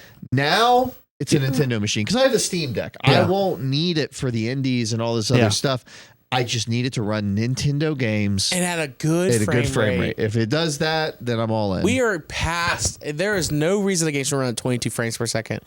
No. Yeah, we gotta get that. We gotta get that figured out because it's like, they're trying to shut down all the Yuzu and stuff, and it's like, no, just make. If you would have made this, I don't know. Switch 2 needed to come out sooner was the issue too. Yeah, that was a big issue. I would be shocked if we don't get the official announcement, which rumor is we're going to get in the first quarter of next year. I'm thinking January they're going to announce it. They're supposed to be announcing it first quarter next year. If you do not get it by March, you're not getting it this year. It'll be fall. If we don't get it by March, it's probably by fall. I'm just telling you. I think they're going to want at least a 3 to 4 month window of announcement. Yeah. So when they announce it, it's going to be a 3 to 4 month window of when it comes out, in my opinion. Because they announced Switch 1 in March, and they announced it in January. And they announced in January and launched it in March. So yeah, that was really a quick turnaround. So I think we can do the same. I think they want to recapture the Switch magic. I really do. I really do. I think it's going to be called Switch 2. I want to go on record. Whenever Nintendo has a really good console, the next one's typically really bad. They do have like those off and on things. I do agree, but I think that's because they swing for the fences again. I think this is going to be more iterative. This is going to be like a 3DS from 2DS. I think it'll be 3DS from 2DS. What are you going to do when they come out and they say, "Here's the Switch"? I still like this. And the gimmick is you fold the screen up. We said that already. We said to switch it up. Switch it up. Switch it up. That's awesome. So here's the thing. That would be awesome. Here's the problem, Jacob. A part of me is sad that they're just doing a boring Switch 2. Like, I want Nintendo to swing for the fences. I almost think it's a sign of the times that they're being boring. Like, I'm hoping there's a gimmick. I don't want it to. I've seen the leaks. It looks like it's just another Switch. I'm bored by that. Have you seen these leaks? Yes. It just looks like a Switch. And I'm like, with an extra button on the back or whatever. That's fine. I want like a fold-up screen. I want something crazy. The foldable technology is really good, but everyone has opinions. When you went from the 1064 to GameCube, that was a big jump for them, technology-wise and everything. But when we went GameCube to Wii, it wasn't. It was just like, I was thinking about that the other day. That was where they actually started this one generation behind stuff. Because the GameCube was the same as the Wii. It was very. I remember Twilight Princess looked bad when it came out. Yeah, it was the same it just looked bad. But then the Wii U came out, and it was like new gimmick, big jump in power. Yeah, big jump in power. Flopped. Yeah. Now they went like, here's the Switch. It's kind of the same power as the Wii U. Honestly, might be a step back. But new gimmick, and it rocked. Yeah. So the question is this: more power, no gimmick. New gimmick, less power. You're probably right. I think we're getting more power, no gimmick. Yeah. So, and that's fine. I hope that Nintendo doesn't lose its. They won't lose. They their won't. They always spirit, surprise us. So no, I think they're at heart. They're always going to be like a toy company. They'll always have something that's cute or something that's interesting. Last thing, real quick. Friend come up to me. He's like, "I can't wait for the Switch 2 to come out." I was like, "Why?" He's like, "I can finally buy a Switch at like a discounted price." I was like, "Dude, Nintendo never discounts their stuff. What are you talking about? Never gonna happen. You're gonna have to buy it like used." And he's like, "Yeah, you're right." And I'm like, "Yeah, they never discount their stuff. They make money on everything." That's why when my Switch OLED got stolen with my case with all 8 of my games on cartridge, I went in like to a fugue state for like a year. I didn't want to play my old Switch that I had given to Jess, and I was like, I want those games back. I don't want to spend $60 a piece on them. I bought them all. Crazy. I bought them all over time, and I just started putting them on my Christmas list a couple years ago. I got most of them back, but I was like, I physically can't lay down $60 for like another copy of Breath of the Wild or for Mario Kart. It's like I've already played it, but I want it for when I just want to go and grab it and play it. And they never discount. They never ever. Nintendo is going to forever be profitable for that. So 2025. Cheers to you. Cheers to 2024. We hardly knew ye. Don't let the door hit you on the way out. That would be my summary. But Final Fantasy VII Rebirth, thank you. Any last words going into 2025? Hey, thank you guys for watching. Thank you. Yeah, thank you guys for watching. It's Let been us know your game of the year or movie of the year. Yeah. I want to do more videos. It kind of people really enjoyed it. I kind of talked about gaming right now, and I kind of did like a sit down, like had a heart to heart with the fans, and people were kind of interacting with me on there. So I hope to do more of those this year. I have some more ideas for those, like kind of discussion videos, but see some of that. I want to do an updated game room tour. I've been waiting on that. Another one. That's been one of the most popular videos on the channel. Getting to talk about that, getting to talk about all the collection and stuff. But I have another one because a lot has actually changed. I had some new stuff over here, and there's some more stuff to chat about. Yeah, some updates. It's crazy to think. 2017 we started this, and it we're is now 2024. Yeah, and we're like, holy crap. Yeah, getting old. In 3 years, it'll be the 10-year anniversary of. It's crazy. The podcast. Actually, now that I'm thinking about it, I started this channel in 2014. So this is 10. It is 10 years the channel's been going. Wow. Okay. Well, yeah. Look at that. Look at that. 10 years. Thank you guys for 10 years. From the DweeBro. From the DweeBros. Thank you for watching DweeBros on X and DweeBros on Twitch. And we're going to stream Split Fiction. Jacob doesn't even know when it comes out. I don't even want to think about that. You're going to have to for the fans. Will the podcast be back by then? Yes. The podcast never ends. It never does? It never ends? All right. Well, thank you guys for watching. Let's all give the classic gesture.